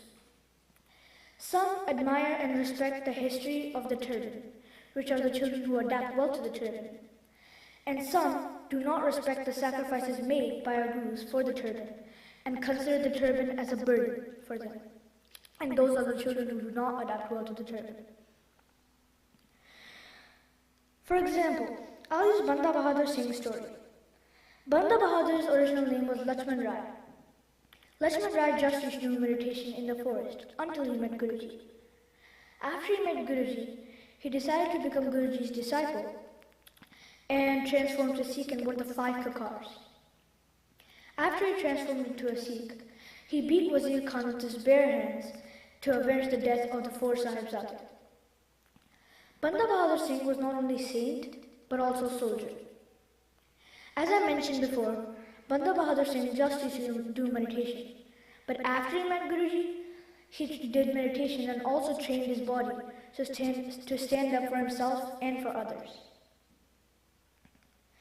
Moving on to the last question, which is what role does turban play for Sikh women? Turban is no less important for women than the role it plays for men, which is a blessing from God. Turban has a very important and dignified role in Sikhism.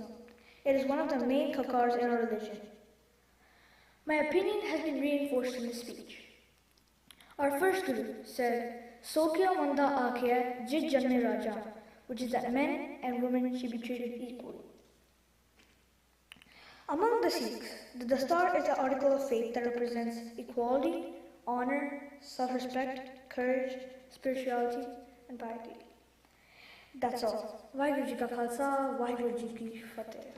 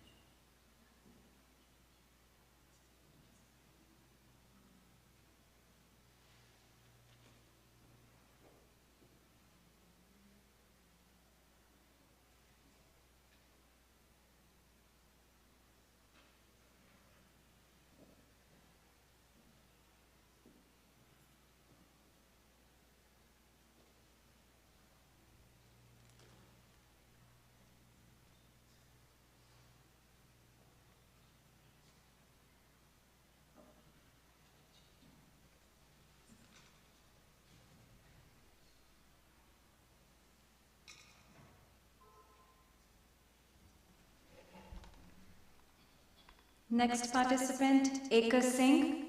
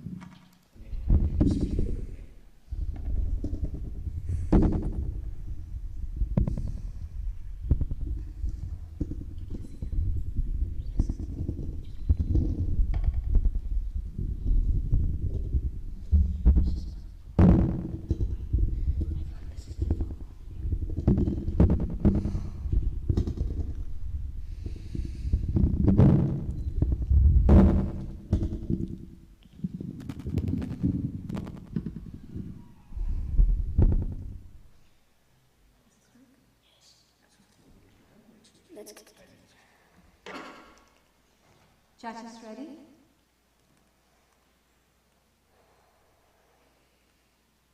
Ekar Singh.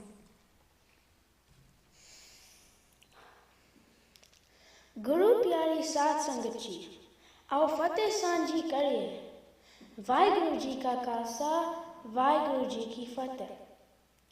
A few years ago, my classmates made fun of my patka and asked me why I wear a colored cloth on my head every day.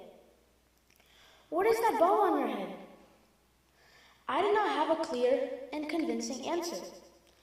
My parents and family around me explained to me the meaning several times.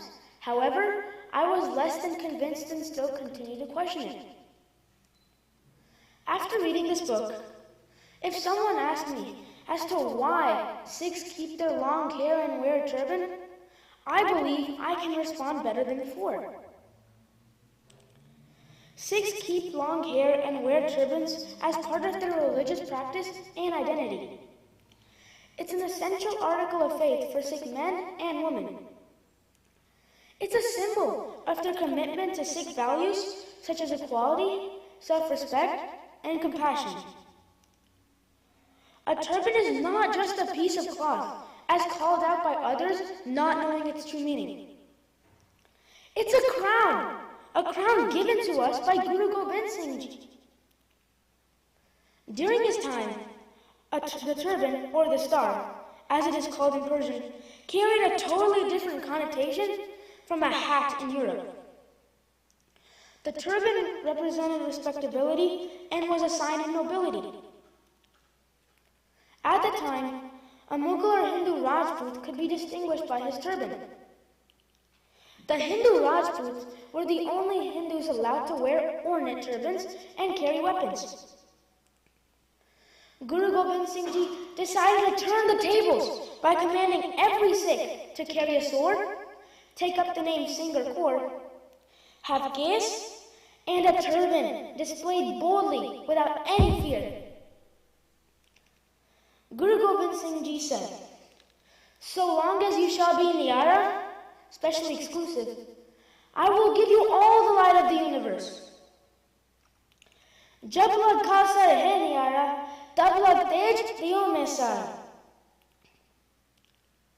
Hair on the face is not a decoration. It's an acceptance of a Kal Murat, to live in the image of infinity.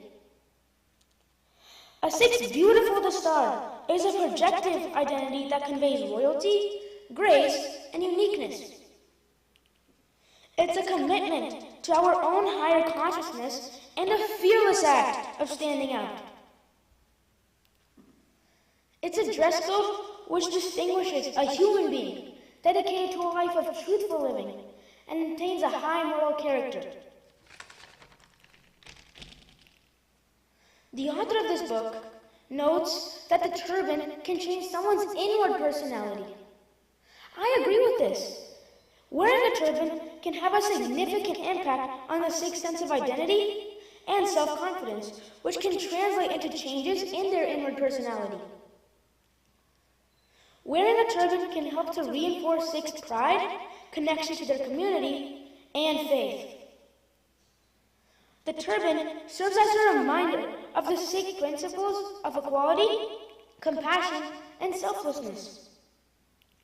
It stands as an emblem reflecting their overall goodness.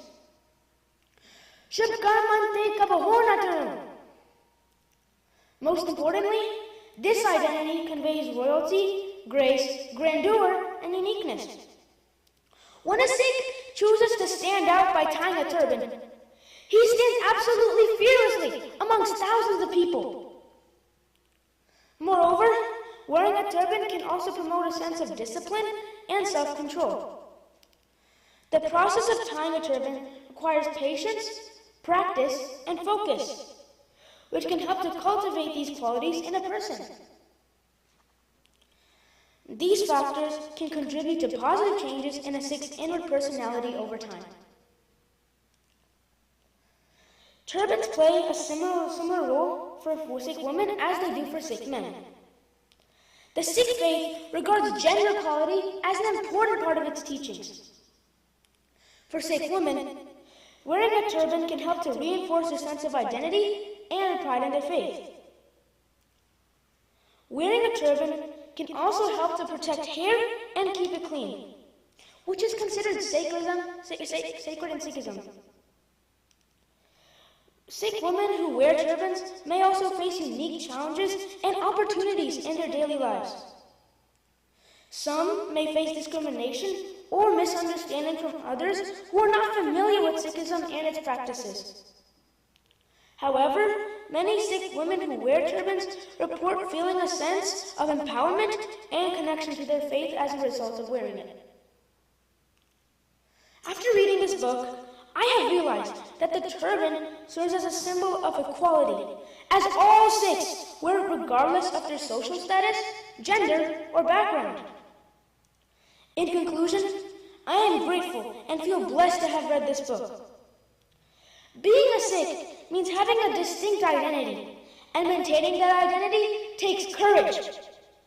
As someone said, it's not the life you lead, it's the courage you bring to it. Vaheguru Ji Ka Khalsa, Vaheguru Ji Ki Fateh.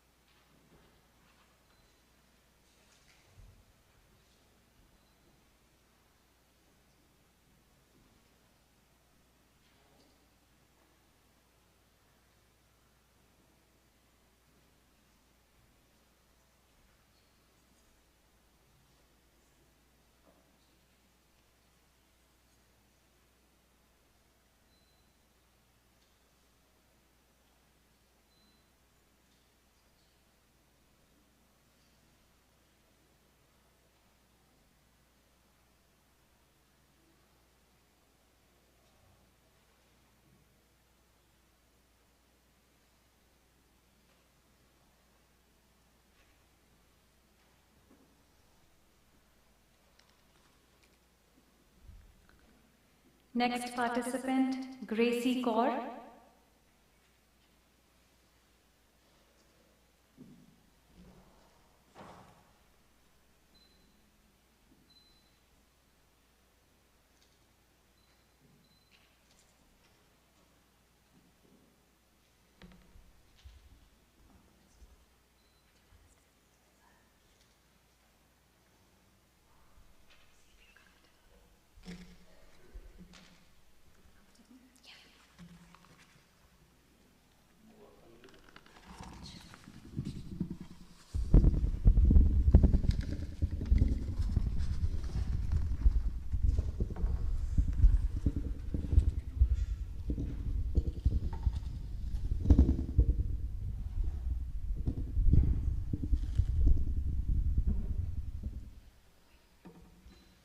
Judges, are you ready?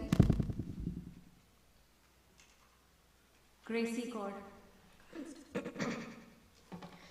Waheguru ji ਕਾ ਖਾਲਸਾ ਵਾਹਿਗੁਰੂ ਜੀ ਕੀ ਫਤਿਹ ਨਾ ਪਾਕ ਪਾਕ ਕਰ ਹਦੂਰ ਹਦੀਸਾ ਸਾਬਤ ਸੁਰਤ ਅਸਤਾਰ ਸਰਾ.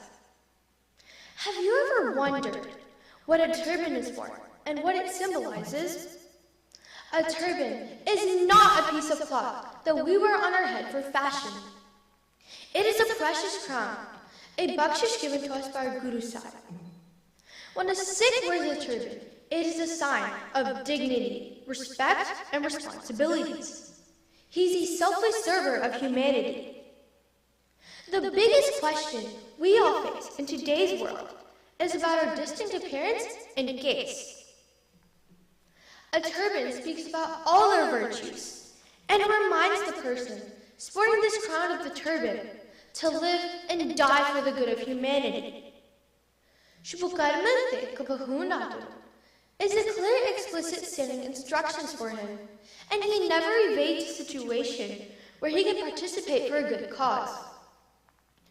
During British wars with the Afghans, Sikh soldiers were advised to wear steel helmets for personal safety. However, these soldiers preferred death to insulting their pious hair by covering it with a helmet instead of a turban. Captain Tour is a great example of fighting for self-respect, for his right to wear a turban and keep his kids while serving in the Marines. A Sikh lives with the turban and dies with it. The Khalsa Ret and the Hukum of Khalsa is to do selfless service to humanity. And our long hair brings us the spirituality of those actions, and the hair serves us in that way. In the Sikh Ret Maryada, Kes has been defined as a symbol of devotion to God. The hair signifies the Sikhs' ever-readiness for making even the supreme sacrifice for the sake of religion and moral values. Hair are like clouds, overcast on a mountain top. They always get together and burst into rain to get together again. A turban contains someone's inward personality. This statement is true. Guru Nanak Dev Ji condemned moral, linguistic, and cultural paucity. अंदर पूजा परेक तेबा संजम तुरका वाए छोड़ी ले पखंडा नाम ले आ जाए तरंगा. Guru Gobind Singh Ji gave Khalsa a unique appearance to be able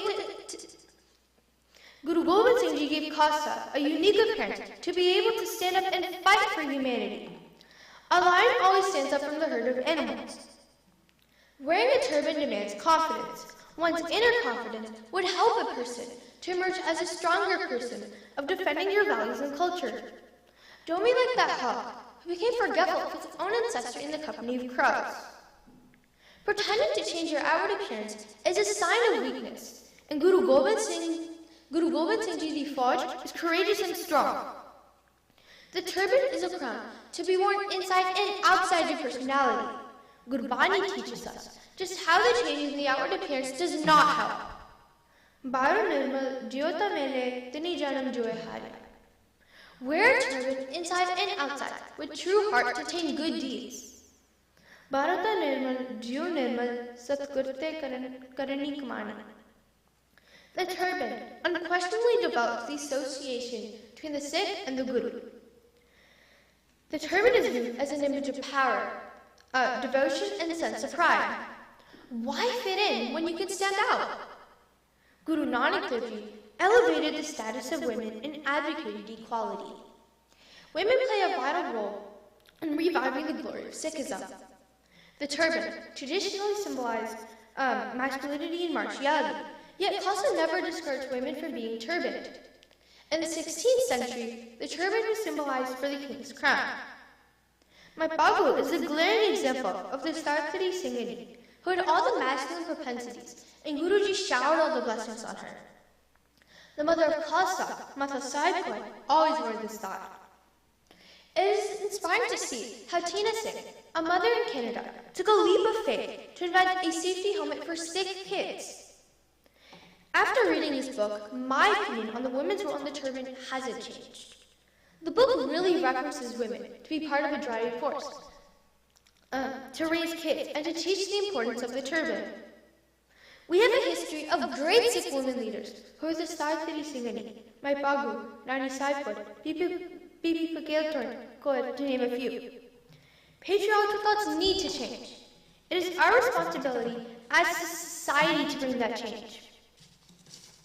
Guru Gobind Singh Ji never distinguished between a Singh and a Sighni in his Khalsa Fath. Then why as a society should we question the women's role in keeping the turban? So kyu manda aakye de jame rajan. When I first heard the Mala Gurdwara Sahib, I felt really proud to wear everywhere, and I felt more connected to Vaheguru Ji. However, it required courage to wear it outside of the Gurdwara to my friend's house for a party, and I had to explain to everyone there what a turban was, what it represents, and how it makes me feel whenever I wear it. Hog Saida Pehwara me Gurmile Uchudumala. Vaheguru Ji ka Khalsa, Vaheguru Ji ki Fateh.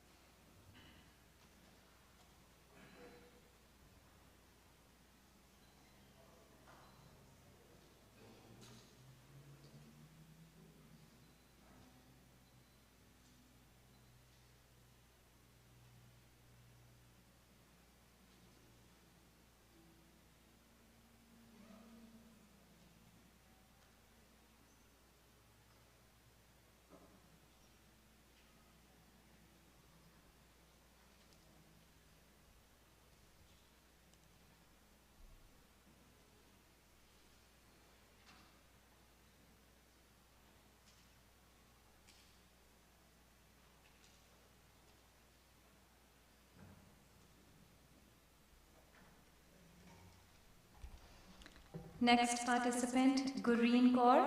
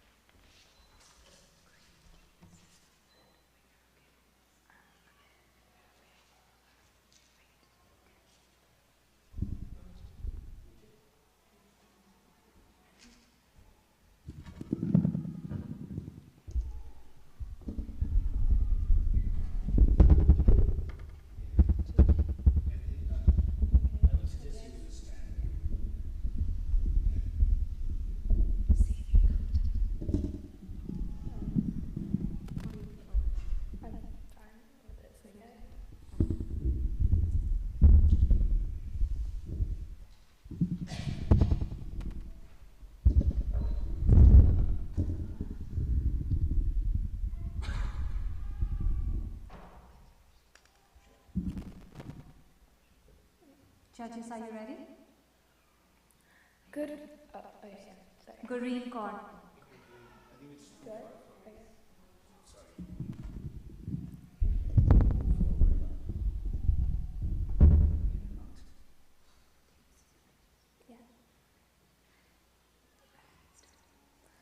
Guru Pyari Sad Sangat Ji, Vaheguru Ji Ka Khalsa, Vaheguru Ji Ki Fateh.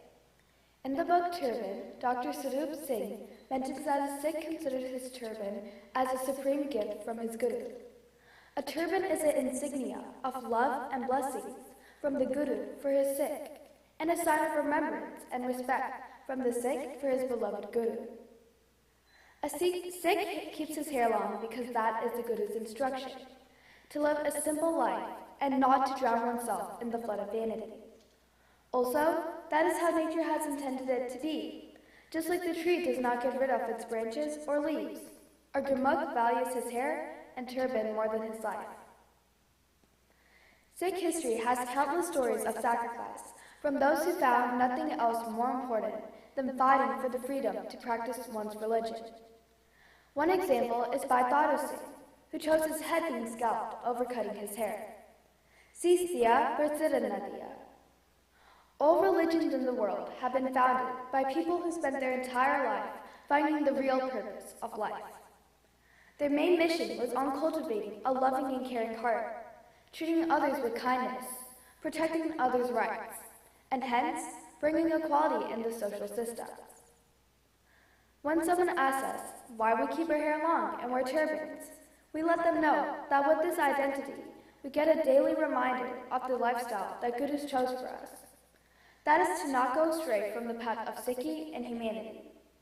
This is a reminder for others too that a turban Sikh represents a balanced life, with externally focusing on being a good human, a family person, practicing freedom, equality, and justice, and internally on a quest to connect with the divine, the reason why we're born as humans.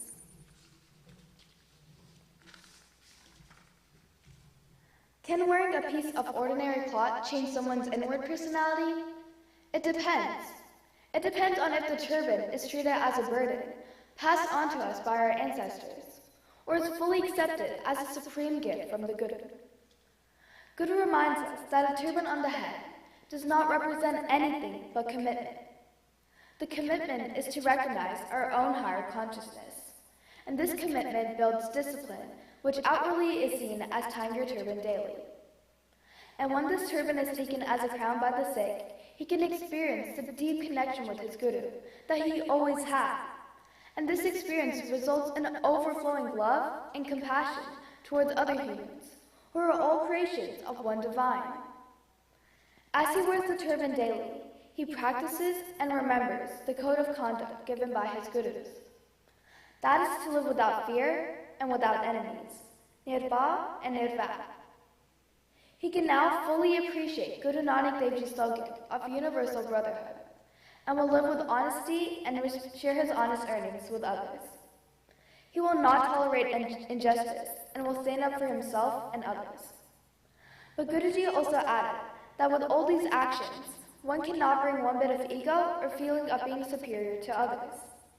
The checks and balances are very important. You should stay grounded at all times. In Japji Sahib, Guru Nanak Dev Ji says, Saram Kanki Pani Ru. Your humble endeavors can make your mind beautiful, but it only happens if one can let go of the Kam, Krodh, Lobh, Moh, and Hankar, and live a life of courage and humility.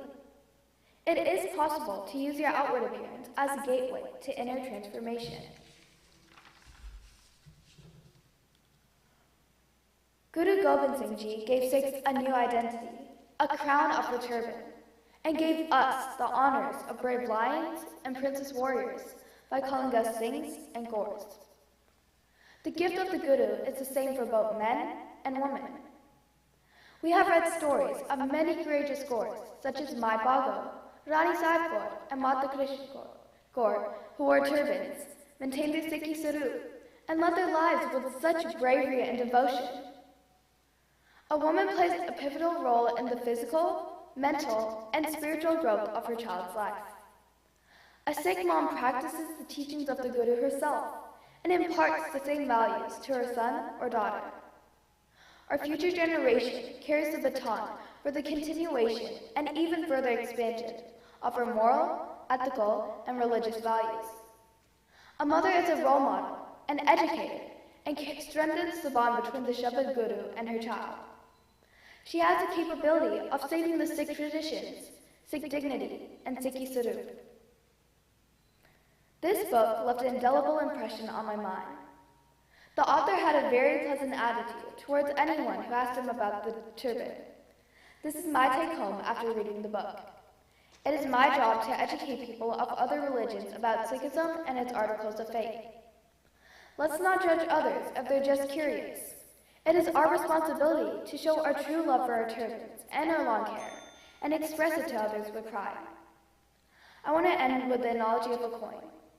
There are so many different types of coins in this world, and a coin is always recognized by and valued by whose image is engraved on it.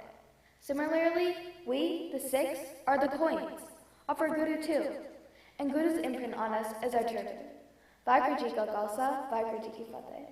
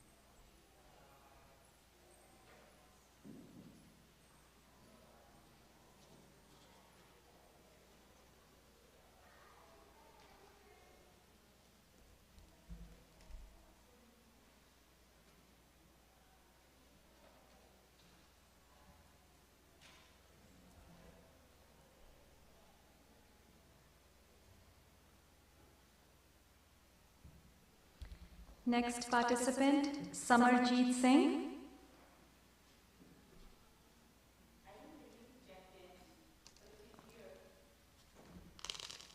Samarjeet Singh. Okay. Mannat Kaur.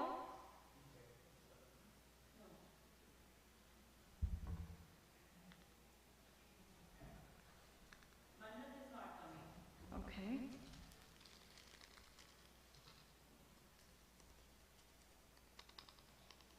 Anhad Singh.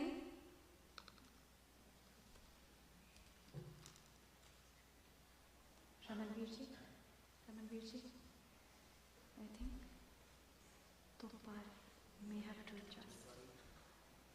We may have to adjust.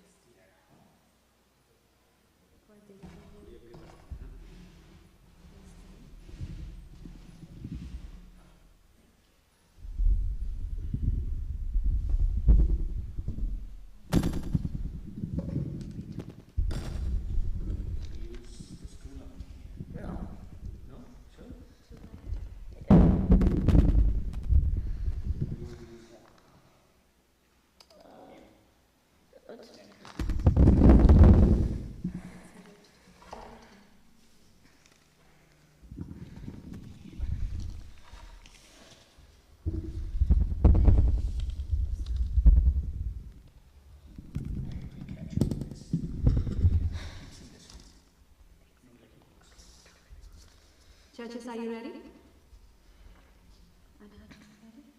Anhad Singh. Waheguru ji ਕਾ ਖਾਲਸਾ ਵਾਹਿਗੁਰੂ ਜੀ ਕੀ ਫਤਿਹ। Case ਗਰਜੇ ਕਾਇਮ ਰਹੇਗਾ ਆਨੰਦਪੁਰ ਨੇ ਕਦੇ ਨਾ ਟਹਿਣਾ ਰਹਿਣੀ ਰਹੇ ਸੋਈ ਸਿੱਖ ਮੇਰਾ ਇਹ ਹੈ ਦਸ਼ਮੇਸ਼ ਪਿਤਾ ਦਾ ਕਹਿਣਾ। The turban was part of Sikhi from Guru Nanak's time. Guru Gobind Singh Ji further institutionalized this. It keeps the case, which is one of the Panch Kakare, neat, tidy and safe. The turban not only protects the case, but also physically defines a Sikh. I explain that it is a gift from Guru and my identity when I am questioned. Guru Gobind Singh Ji said, "Rehat pyari mujhko, Sikh pyara na hai." Wearing a turban is a part of the rehet, which is very dear to our Guru.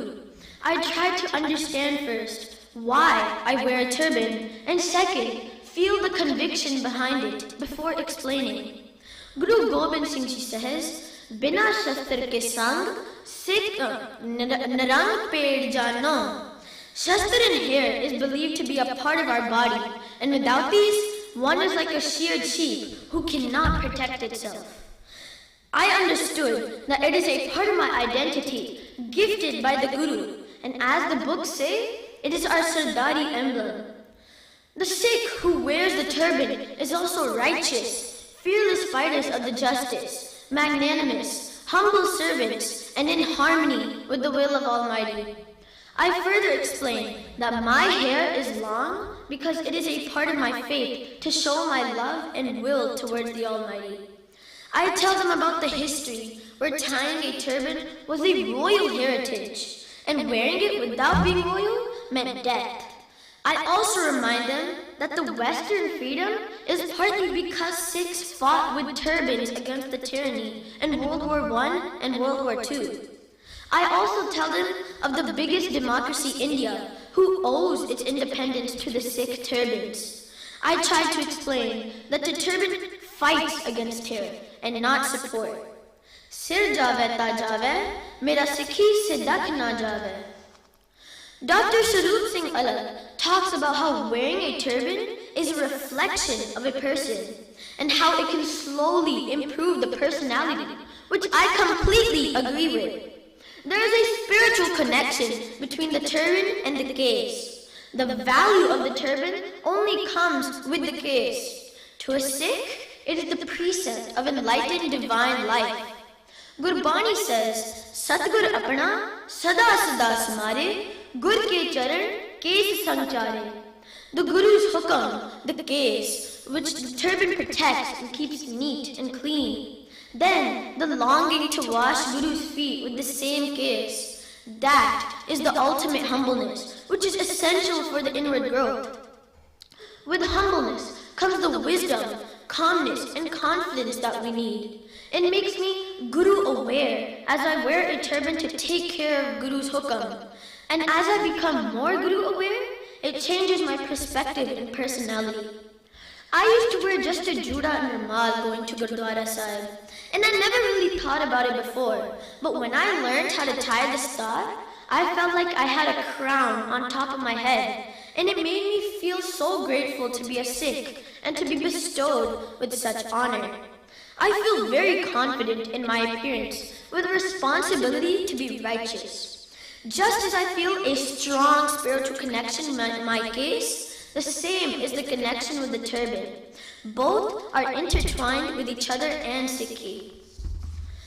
As mentioned, the focus of the book is on men and boys wearing when it comes to turbans. But did Guru mean the same? Absolutely not.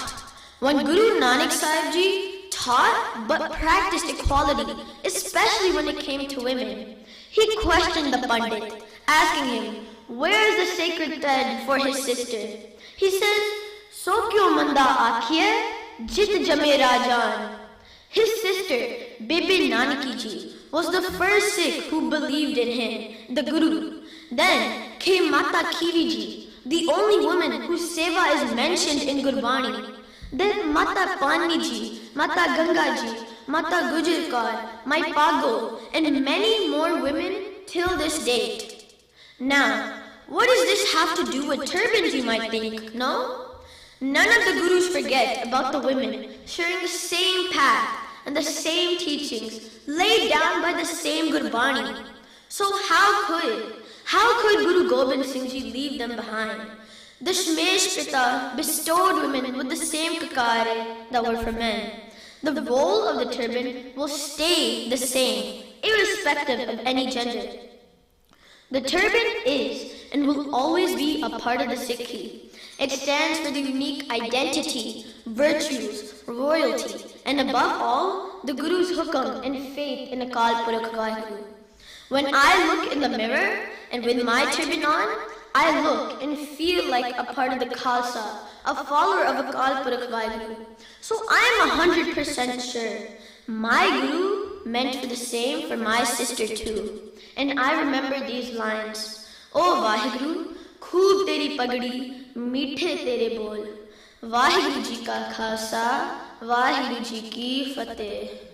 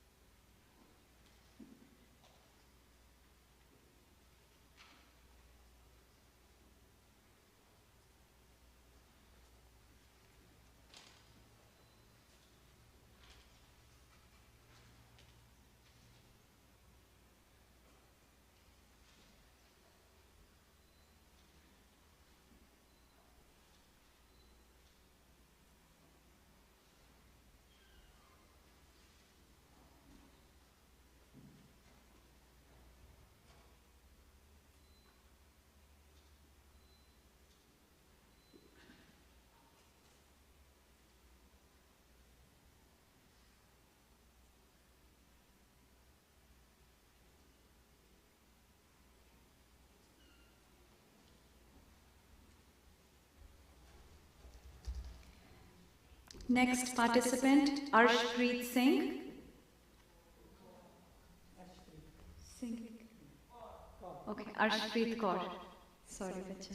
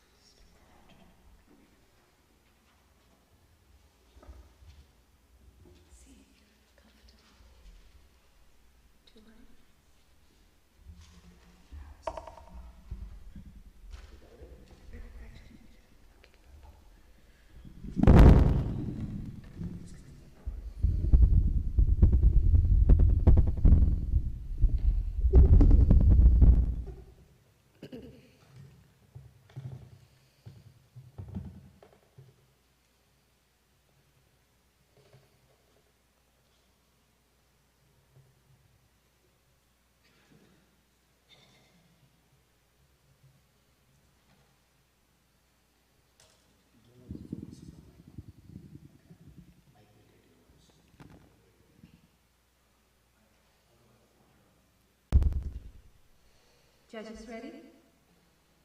Arshpreet Kaur.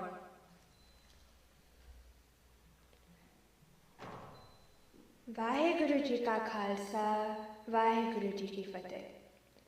As we all know, the Sikh community is a minority. ਇਸ ਕਰਕੇ ਸਿੱਖ culture ਦੀ ਲੋਕਾਂ ਨੂੰ ਬਹੁਤੀ ਜਾਣਕਾਰੀ ਨਹੀਂ। ਸਾਡੀ unique appearance ਦੀ ਵਜ੍ਹਾ ਤੋਂ ਸਾਡੇ ਤੋਂ ਆਰਟ ਕਿਉਰਿਓਸਿਟੀ ਸਵਾਲ ਪੁੱਛੇ ਜਾਂਦੇ ਨੇ। ਤੁਸੀਂ ਲੰਬੇ ਵਾਲ ਕਿਉਂ ਰੱਖਦੇ ਹੋ? ਤੁਸੀਂ ਦਸਤਾਰ ਕਿਉਂ ਬੰਨ੍ਹਦੇ ਹੋ? ਤੁਹਾਡੀ ਬੀਅਰਡ ਕੱਟ ਕਿਉਂ ਨਹੀਂ ਹੈਗੀ?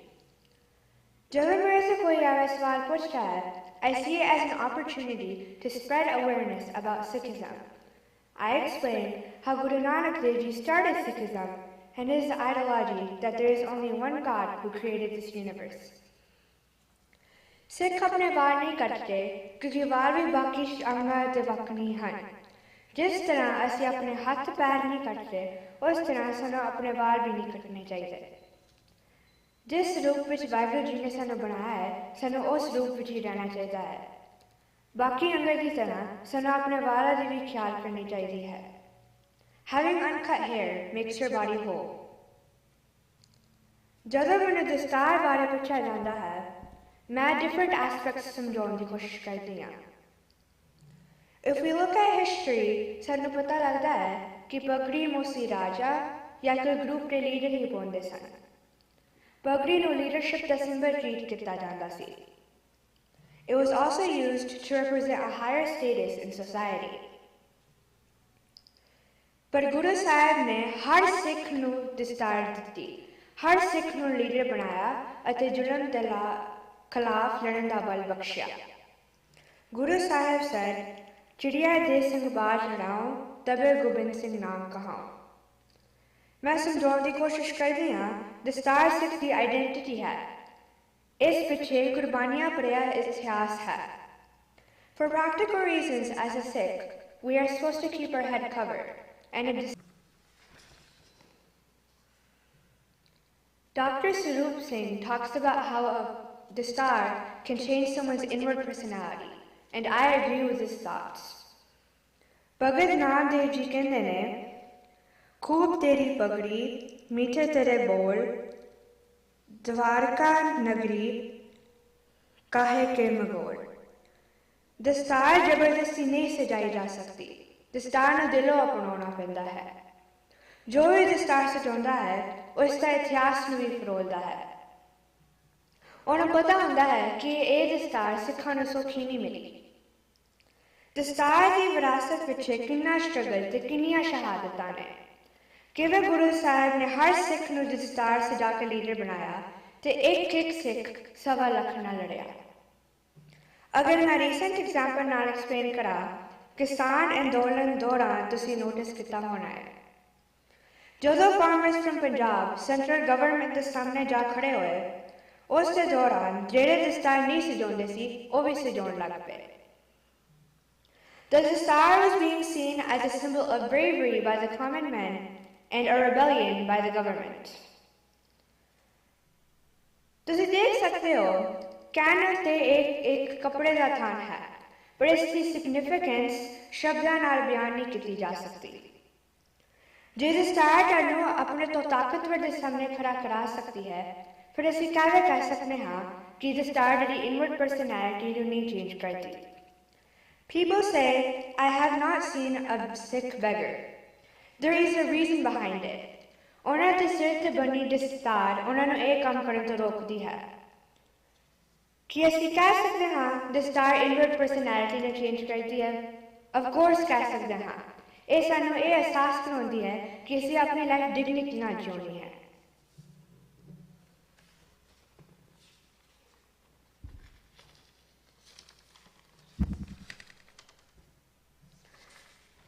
ਜਦੋਂ ਵੀ ਦਸਤਾਰ ਦੀ ਗੱਲ ਹੁੰਦੀ ਹੈ, ਫੋਕਸ ਹਮੇਸ਼ਾ ਮੁੰਡਿਆਂ ਤੇ ਹੀ ਹੁੰਦਾ ਹੈ, ਪਰ ਇਸ ਦਾ ਇਹ ਮਤਲਬ ਨਹੀਂ ਕਿ ਸਿਰਫ ਮੁੰਡੇ ਹੀ ਦਸਤਾਰ ਸਜਾ ਸਕਦੇ ਹਨ।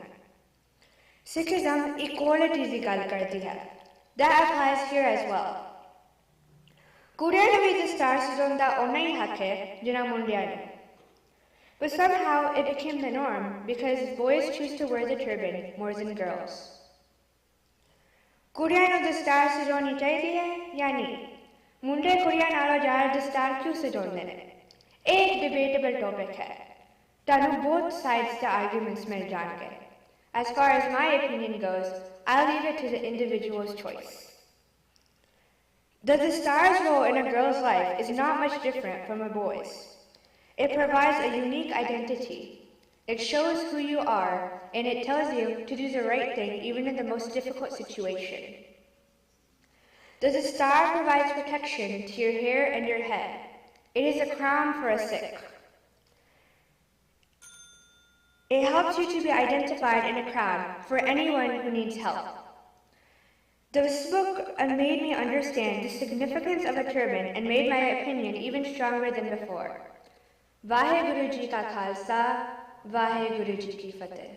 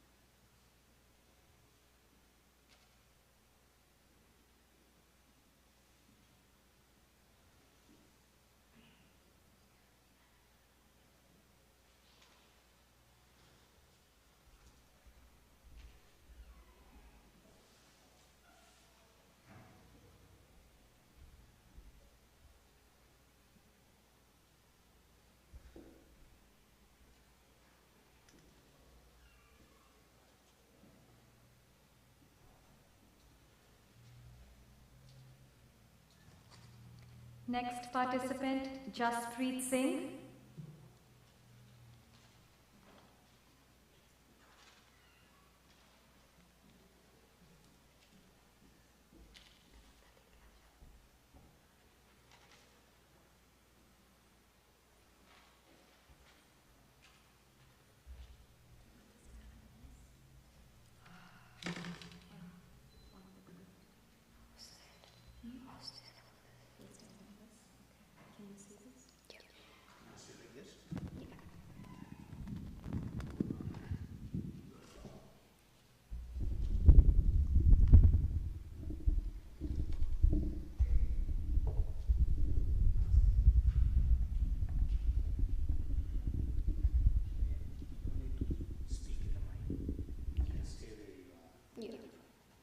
Judges ready?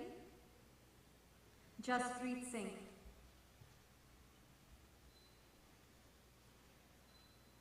Vaheguru Ji Ka Khalsa, Vaheguru Ji Ki Fateh.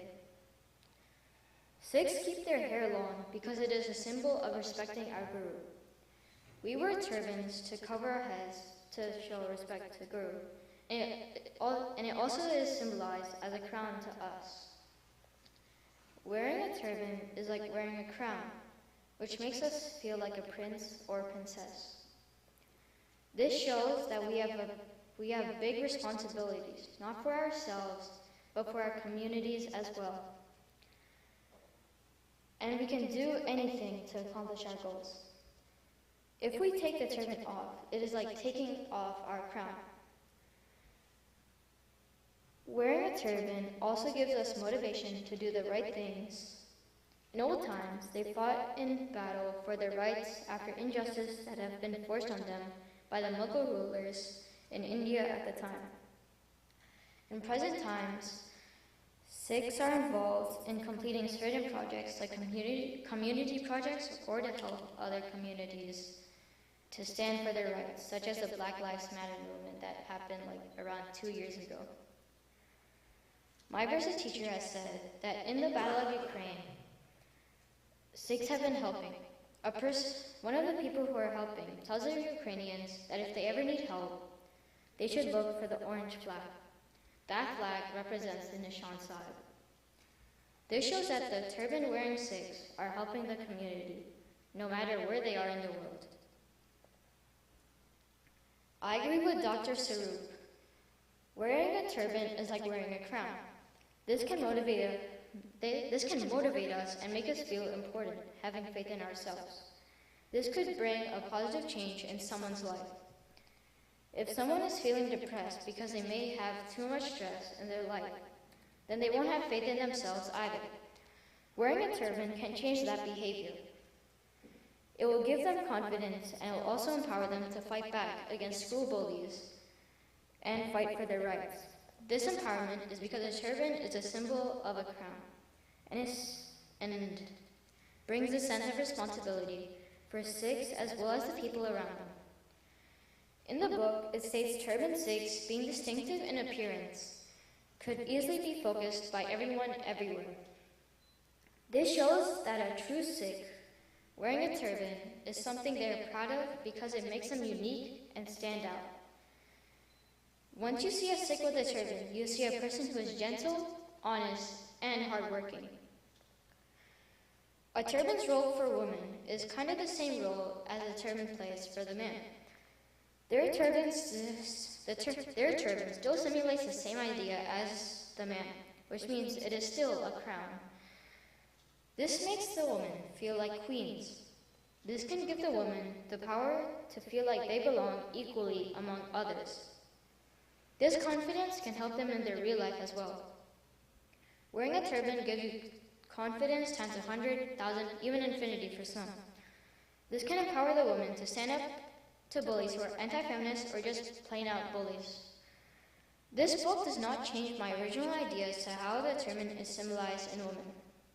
The book has said that the turban is a crown that shall be treated as a crown, and my ideas for it are the same as well. In the book, it states the Sikhs live and die for the good of humanity. I say we honor Sikhs for who they are, for they have done so much for us to be here. They sacrificed themselves in battles just for us to be here now, in the present, and for the generations to come. Vaheguru Ji Ka Khalsa, Vaheguru Ji Ki Fateh.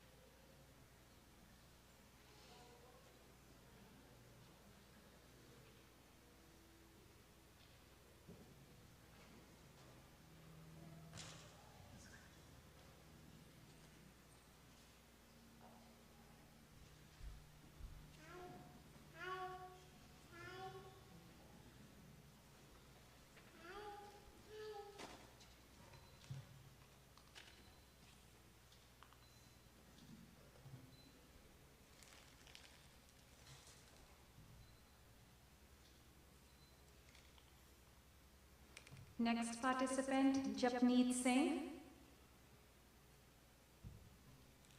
Japneet Singh. Okay. Did you say he's here? No. He's not here, sorry.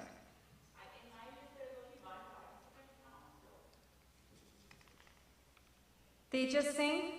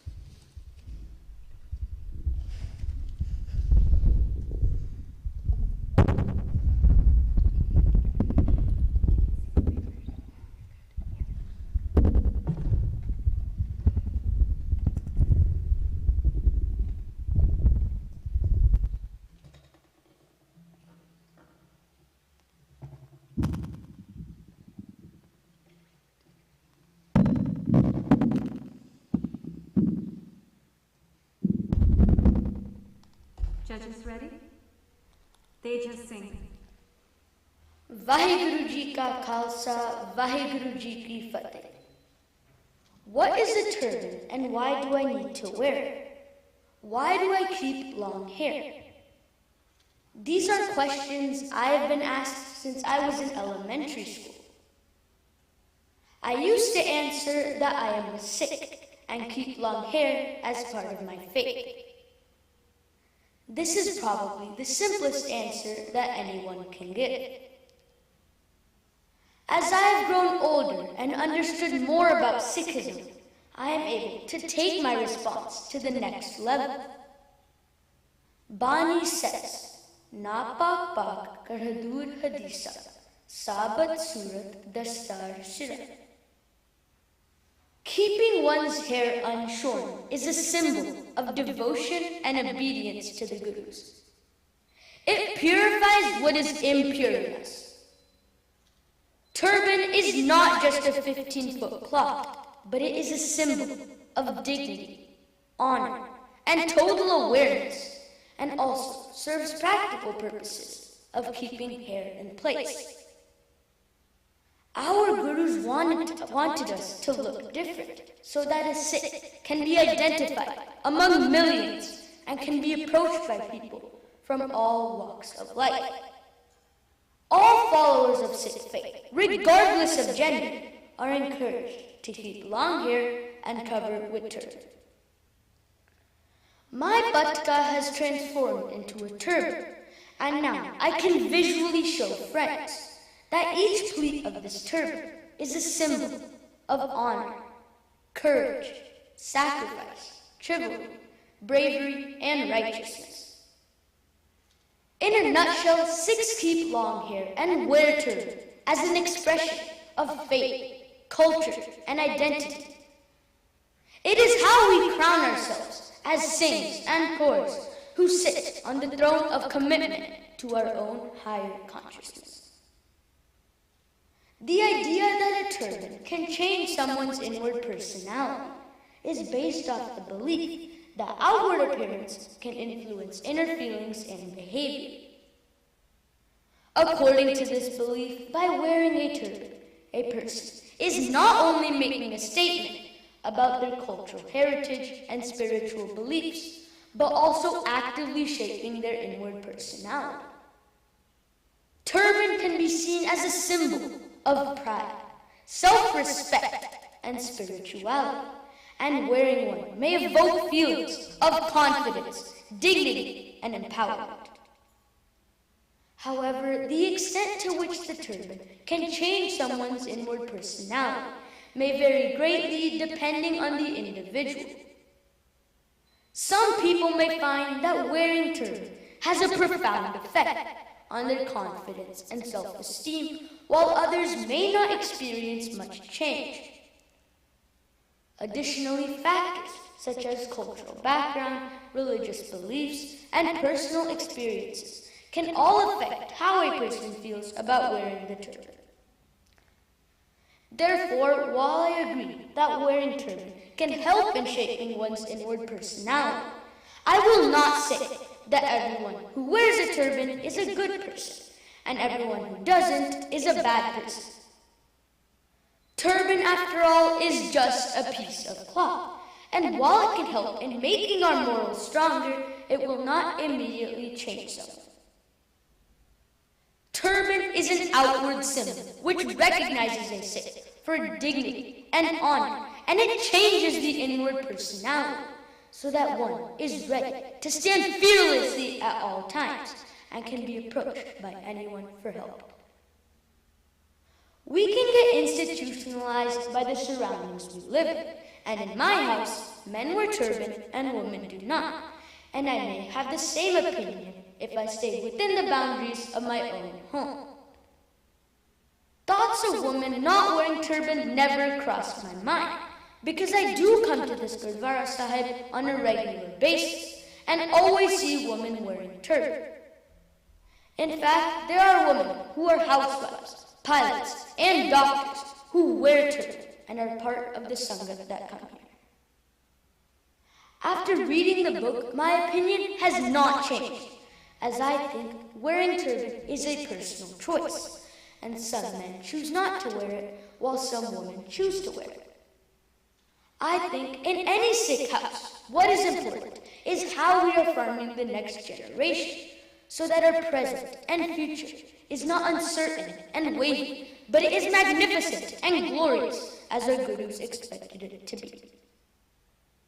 On page 76 of the book, the writer makes an appeal to women on how they can help to nurture and strengthen the foundation of Sikh way of life in kids so that they can become strong enough and do not hesitate to bear any adverse storms.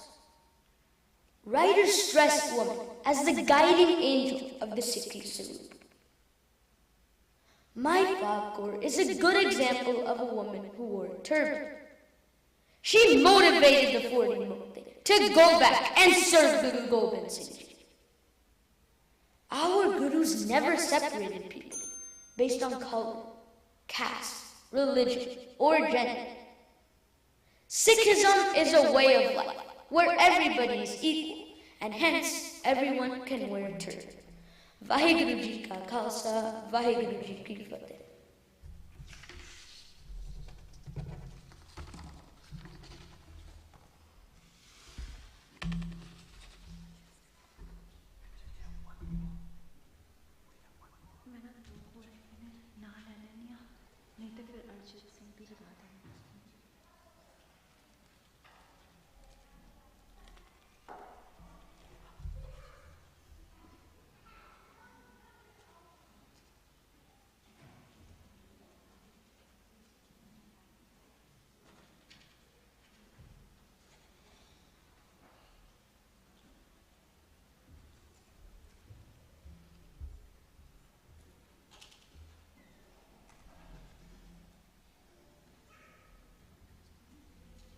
While the judges are wrapping up, let's make sure there's anyone else.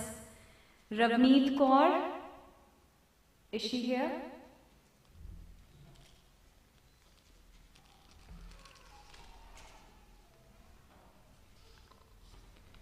Prinit Singh.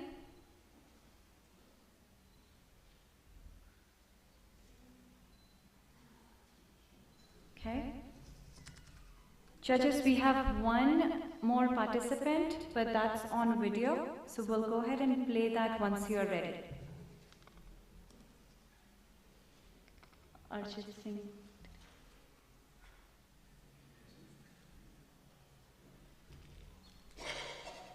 Okay, Arjit,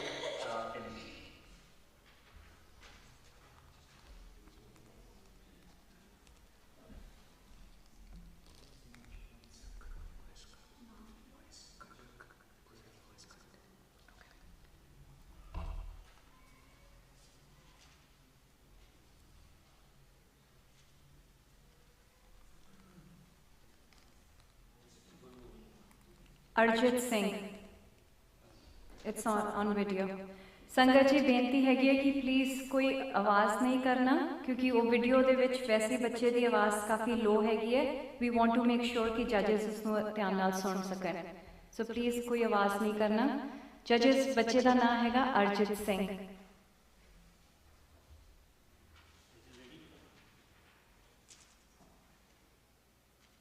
5 seconds, just you can say Vaheguru Ji Ka Khalsa, Vaheguru Ji Ki Fateh, then start, okay? ठीक है? Vaheguru Ji Ka Khalsa, Vaheguru Ji Ki Fateh. My case in this thought get a lot of curious looks from people who do not know what it is and why I wear it. Gurbani says, Na pak pak kar hadur hadisa, sabat surat dastar sira. Purify what is impure. Let the Lord's presence be your religious tradition. Let your total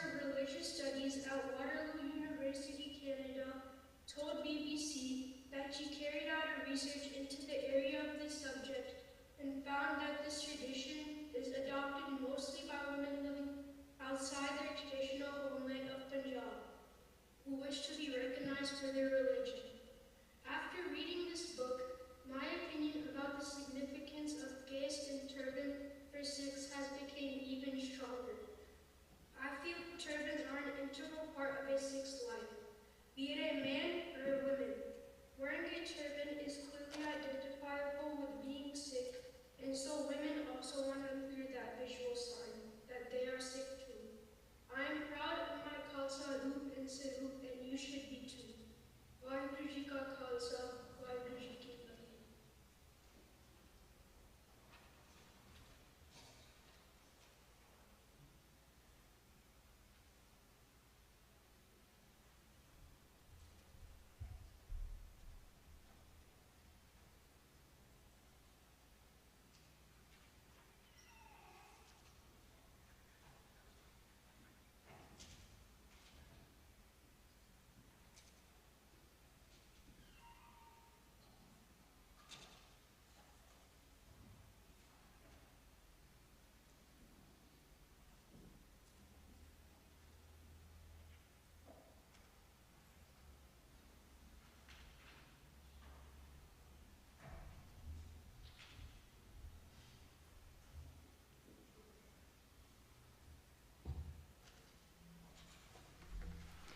Sangat ji, that wraps up